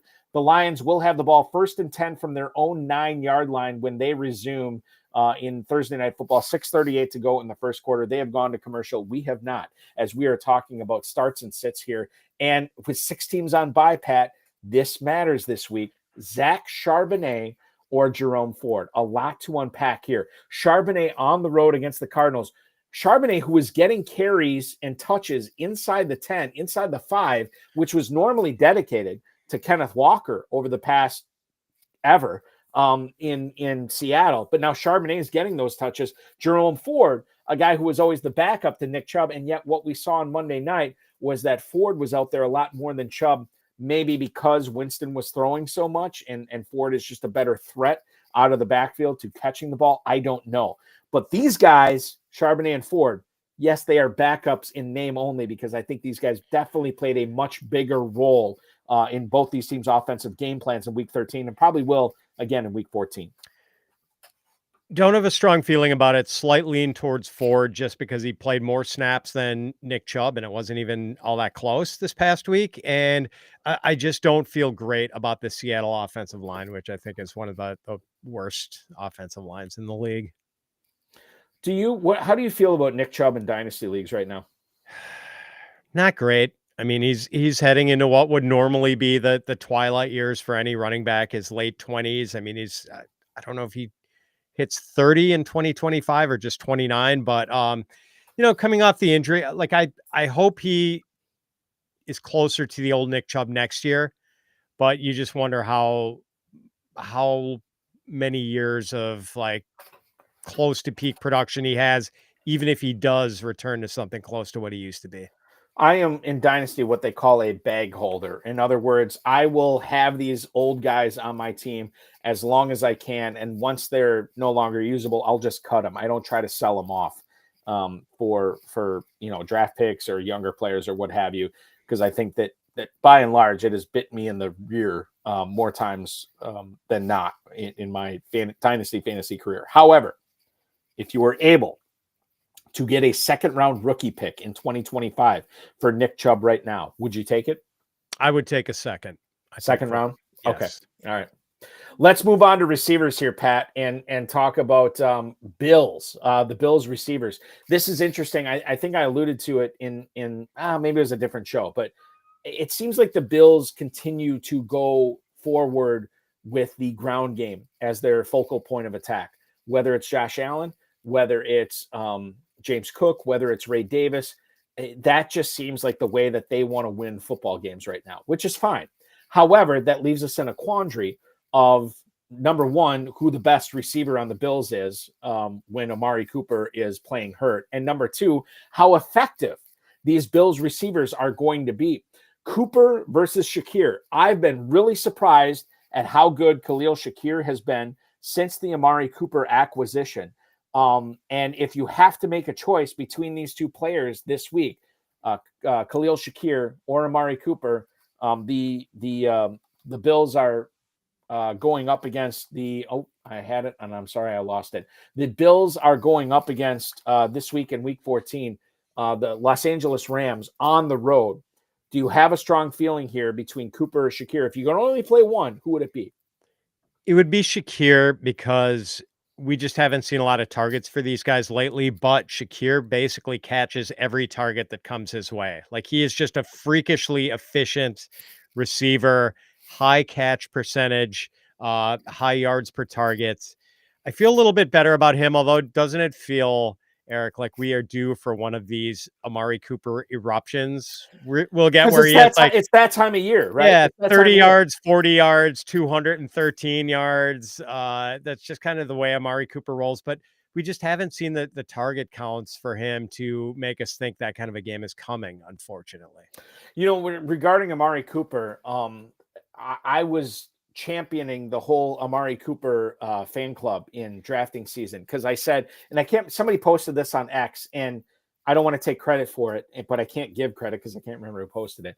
But somebody was like, you know, every single year Cooper outperforms his ADP, and this should not be any different this year. Now, again, this was back when he was with Cleveland, right? But still, even though he's been traded to Buffalo, you still think wheels up for him, right? And I just feel like at some point, we're at week 14 right now. We play through week 17. There could be one, maybe two, as you pointed out, eruptions for Amari Cooper. God, and I'd hate to have him on the bench for that. Shakir does not have the upside of Amari Cooper. And especially if you're trying to win your league this week, or if you're trying to gain ground on a national competition, Cooper is the better start here over Shakir. I can't really make a good case for Shakir unless you're just like, you're playing keep away, you're the favorite, you just need some points. Then okay, I can see the case for Shakir. But other than that, no thanks. Yeah, I'm with ahead. you. I mean, Cooper's always been so perennially underrated, and man, he goes from playing with Deshaun Watson to Josh Allen, and you would think that would just be this complete windfall for him, and hasn't really been the case. The Lions were sacked on 3rd and 5. A Rashawn Gary sack has put the Lions to punt, and the Lions have done that. The Packers take over at their own 48, and it is suddenly 3rd down after an incomplete pass from Jordan Love to Jaden Reed. So it is 3rd and 5 from the Lions 47 for the Packers here. We'll let you know what happens going forward here as we are talking receivers. And as long as we're talking NFC North, let's stick with the NFC North. Who would you play this week, Pat? Would it be Rome Odunze, the number 9 overall pick in the 2024 draft? Would you play him, or Xavier Worthy, another fellow first-round pick for the Kansas City Chiefs? The Chiefs taking on the Chargers this week. Rome Odunze in Santa Clara to take on the 49ers. Who is the better wide receiver start? I think it's Odunze. I think he's the better and more reliable player. And with the injury situation with the Bears, I think his target profile could very well be enhanced this year. I think even if DJ Moore and DeAndre Swift are healthy, I'd play Odunze. But if either of those guys are out, I think that really swings the pendulum to Odunze here. We want to go to YouTube here for a couple of questions. Jimmy Williams, again, another fellow competitor in the KFFSC, tuning in tonight. Thank you so much, Jimmy. He says, have you guys talked about the Niners backfield yet? Next couple of games and rest of season could be interesting. Look, here's the thing. Isaac Guerrero is the guy that you want to be playing. I think he's a fine flex. I think he's a borderline running back too in your fantasy leagues going forward here. We said Patrick Taylor, Israel Abanikanda. Yeah, I mean, you could probably grab one of these guys. Pat and I both agree. It should be Taylor if you have the choice over the two of those guys. But what's your expectation for Guerrero? Let's just assume that it is Guerrero at least getting the lion's share of the touches in the backfield for the Niners. This is a really struggling team right now, Pat, and I don't want to overrate like, hey, Guerrero, he's the guy, right? He's your league winner based on McCaffrey not playing. I don't want to overrate that, but there is some inherent fantasy value in playing him each and every week from here on going forward. I don't know if this is a situation, Eric, where we can just assume whoever they plug in is going to automatically smash every week. Like, remember early in the year when Jordan Mason, just a top 5 running back week after week after week, didn't matter who they were playing. Now, as you mentioned, like the offense hasn't been functioning as well. Like, I don't know if Trent Williams is going to play the rest of the season. Like, not only has he been banged up, but this tragic situation where he and his wife lost a baby. So, just terrible. And like, obviously one of the best offensive linemen in the game, and that offense just isn't going to work as well if Trent Williams isn't out there. So I still like Guerrero just based on volume. Like he's going to get 15 plus carries. And, we saw a little bit of him at the University of Wisconsin. Didn't get a lot of run because he was buried behind Braylon Allen most of his time there. But and then he transfers to Louisville, so we really didn't get to see.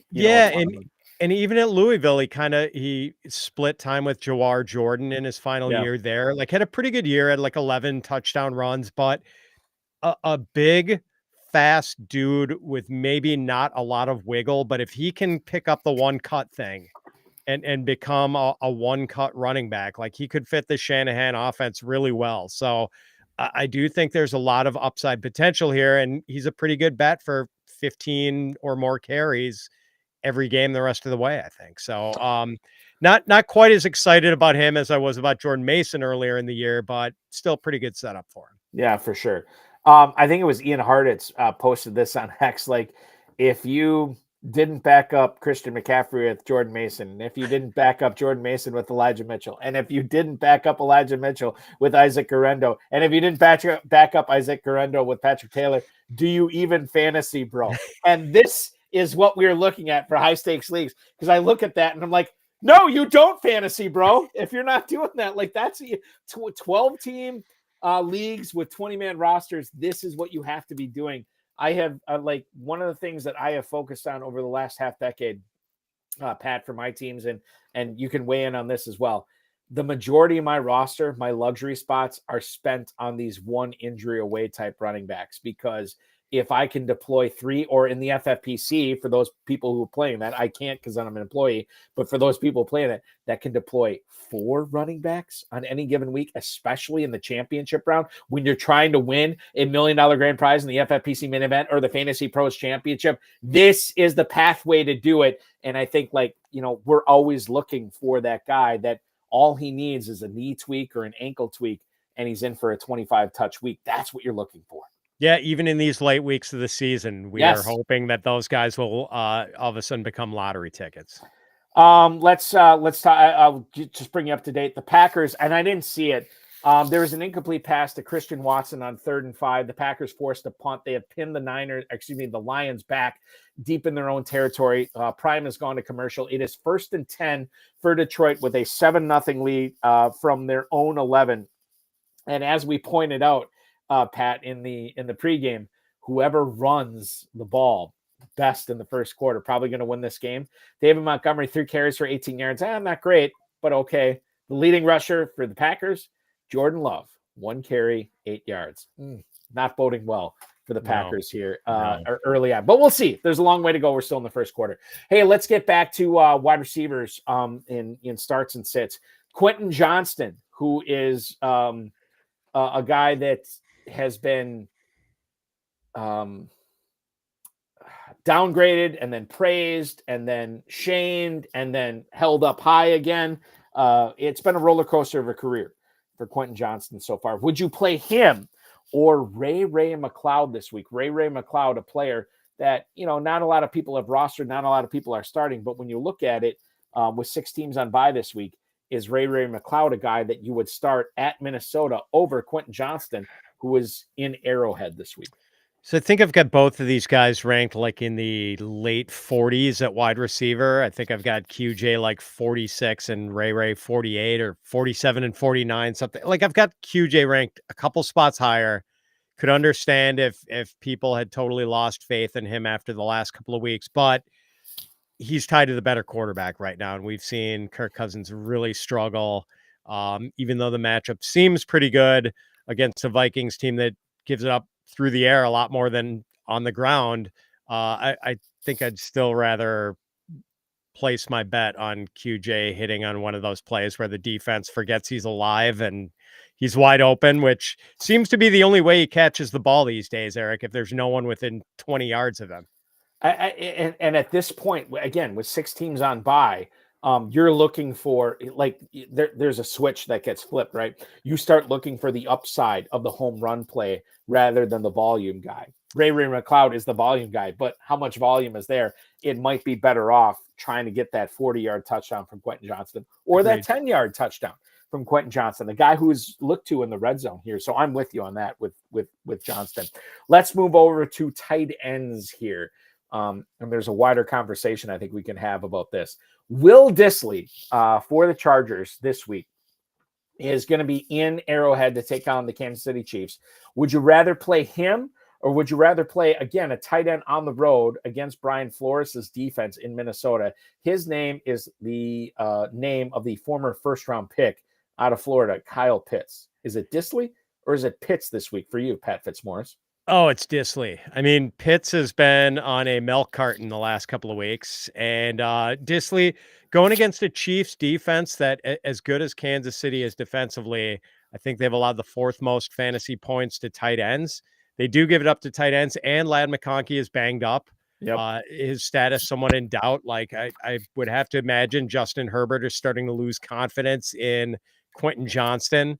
So enhanced target profile, I think, for Dissly in a pretty good matchup. I'd play him. So you are playing. So let me ask you this, because I've seen, and we don't have to get into this from a dynasty standpoint. Dissly is a player that is more of a placeholder for the Chargers, right? And maybe they go with a tight end in the first round or the second round of the draft next year. But flip it over to Kyle Pitts. I always say he's one of the most polarizing players in the FFPC every year. Either you love him or you hate him. And if you love him, he's going in the first round, second round, third round, or whatever of drafts. And if you hate him, you don't have to worry about him because somebody else in your league is going to draft him before you. Is everyone officially done and out on Kyle Pitts after this season? Should they be? I think so, and I was holding on probably as long as just about anyone, holding out hope, keeping that candle lit for him. But Right. it's been snuffed out, Eric. Like it's just they're really only playing him on passing downs now because he's just like a liability as a blocker. It's just, something has not clicked. And man, when I saw that guy in his final year at the University of Florida, like watching those games, I just I thought he was absolutely destined for stardom, and it has just not worked out. After that 1,000-yard season to start his career, like the first tight end since Mike Ditka 60 years earlier to have a 1,000-yard season as a rookie, and amazing that it just hasn't gone anywhere since then. Frustrating, amazing, and shocking for a lot of people. And I hold him in a dynasty league right now. I can't get anything for Kyle Pitts, which is fine. And you know, it is what it is, and I'll hold on to him. Like at the worst case scenario, in a dynasty league, I'll hold on to him, and he's a guy that I'll plug in when my starting tight end is on a bye, and that's fine, you know. But I don't hold out. If somebody wants to give me something for him, I'll part with them, but I'm out. I've seen enough. I've bought into him as much as I could, but even at this point, if I'm Kyle Pitts' mother, I am selling him in dynasty. If I own him in that. Jimmy Williams wants to chime in on YouTube right now. He's got to pick a flex starter this week. It is Will Dissly against the Chiefs. Sean Tucker. Who is that? Tucker against Tampa. Sean Tucker's on the Buccaneers. I gotta look at that. Is it Trey Tucker? Trey Tucker? Yeah, because the wide Trey receiver Tucker plays the Buccaneers. Yeah. Thank you, Pat. This is why I have you on, for catches like that. Trey Tucker at Tampa, or NWI versus Jax. Who is that? Oh, Nick Westbrook-Ikhine. Too many abbreviations for me tonight. Westbrook-Ikhine, yeah. Is that who it is? Westbrook-Ikhine over Tucker and Dissly? So I guess it is. Oh no, I take that back. He needs to bench one. Pat, he needs to bench one of these guys. So who are you benching out of those three? Got it. Assuming that, man, even if Jacoby Myers doesn't play, I don't know if I would want to play. Not that I buy into Westbrook-Ikhine when he has scored a touchdown on 40% of his catches and like 21% of his targets, but the matchup against the Jaguars is pretty good. And I think you got to play Dissly, so Tucker would be the odd man out for me. So at what point do we start regarding Westbrook-Ikhine? Touchdowns are not sticky, Pat. We don't trust touchdowns. Yet Westbrook-Ikhine scores touchdowns like you and I take breaths. Like it's wild. I played him last week out of desperation in one of my leagues, and I feel like I should probably keep doing this until he stops catching touchdowns. Yeah, like it can't keep up, and it's kept up for 2 months. And Yeah, I actually I just don't get it. I found myself in an argument with one of our YouTube commenters who was like, we were arguing. He was arguing Nick Westbrook-Akine over Tyreek Hill. And I mean, and his argument was basically scoreboard, Yeah. and like it's a hard one to argue against, but obviously the process is not pointing you to Nick Westbrook-Akine in that comparison. I think, I mean, like, listen, I can't explain it at this point. Westbrook-Akine to me is a guy that he's a top 35 guy for me this week based on touchdowns only. And you say, Walkie, that's not a sticky stat. Don't do that. I'm doing it because he's been doing it for the majority of the last 2 months. So I'm going to keep rolling with him. So as far as Disley versus Tucker versus Westbrook-Akine, I am benching Trey Tucker. Pat, is that how you're falling in on that as well? Bench Tucker? Okay. All right, let's go back to tight ends here. Pat Freiermuth or Cole Kmet? Which way would you roll on this? Pat Freiermuth this week is taking on, let's see, that's the Steelers. So Pat Freiermuth is at home against the Browns. Cole Kmet is in Santa Clara to take on the Niners. Who are you playing? If DJ Moore plays, I would play Pat Freiermuth, but if DJ Moore is out, I think I would pivot to Cole Kmet. Okay. And you'll be able to make that choice because obviously these players are not playing until Sunday. And I would wholeheartedly support that as far as Freiermuth versus Kmet goes. Kmet is kind of an underrated guy because he, even with all these wide receivers and DeAndre Swift and everything, he has still been at least steadily involved in that offense.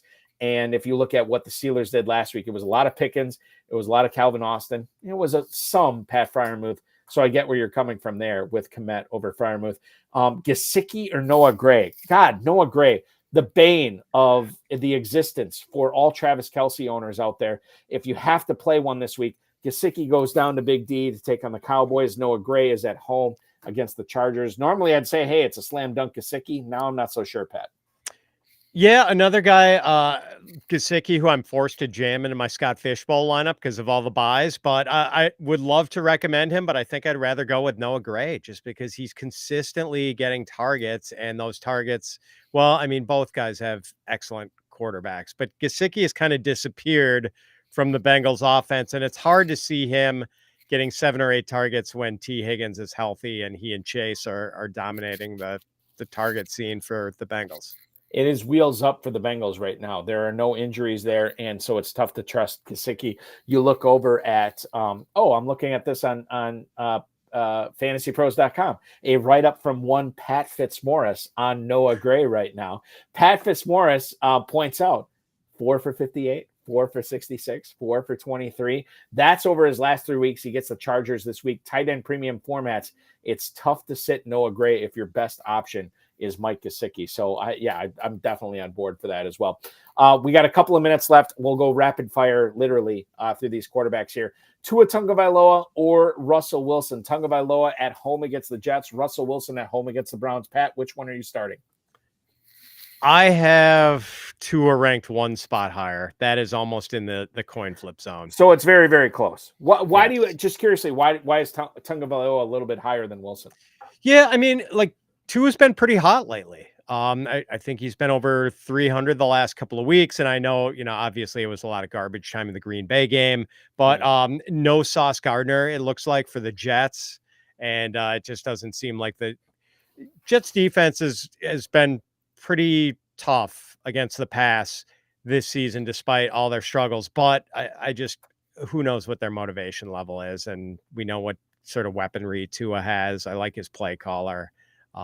It's a more wide open offense than Pittsburgh's.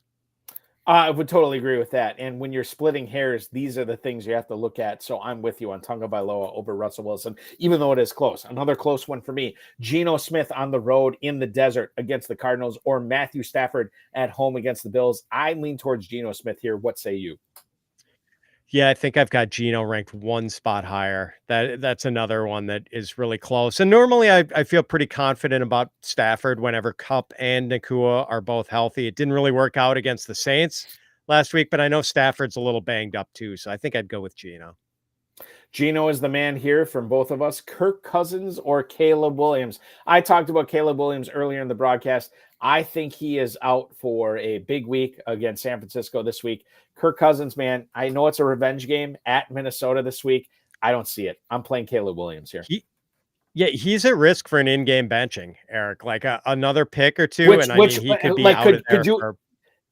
Can you imagine the Vikings fans' reaction? He goes back to Minnesota and he gets benched in game for Penix in his return to the Twin Cities. But you're right. He is at risk for that. Yeah. So, yeah, it's Caleb, I think, is a pretty easy call here. Caleb Williams over Kirk Cousins. All right, we got to fly. Pat Fitzmaurice at Fitz_FF. Fantasy Pros is where you can find all his content, fantasypros.com. Pat, give us just a little taste of what you're doing, everything for Fantasy Pros. You're doing a lot of shows as well. Yeah, hopefully everyone will check out the Fantasy Pros Football podcast, which airs pretty much every day of the week. I think I'm on 4 out of the 5 episodes. And, the Fantasy Pros Dynasty podcast. Check out my rankings, my weekly rankings and tiers article. And people can find me on Twitter at Fitz_FF or on Blue Sky at Fitz-FF. There you go. And Eric, thank you, my fellow cheesehead. Always great to join you, brother. Love chopping it up with you. Really appreciate you having me on, man. And we got to get together for beer soon.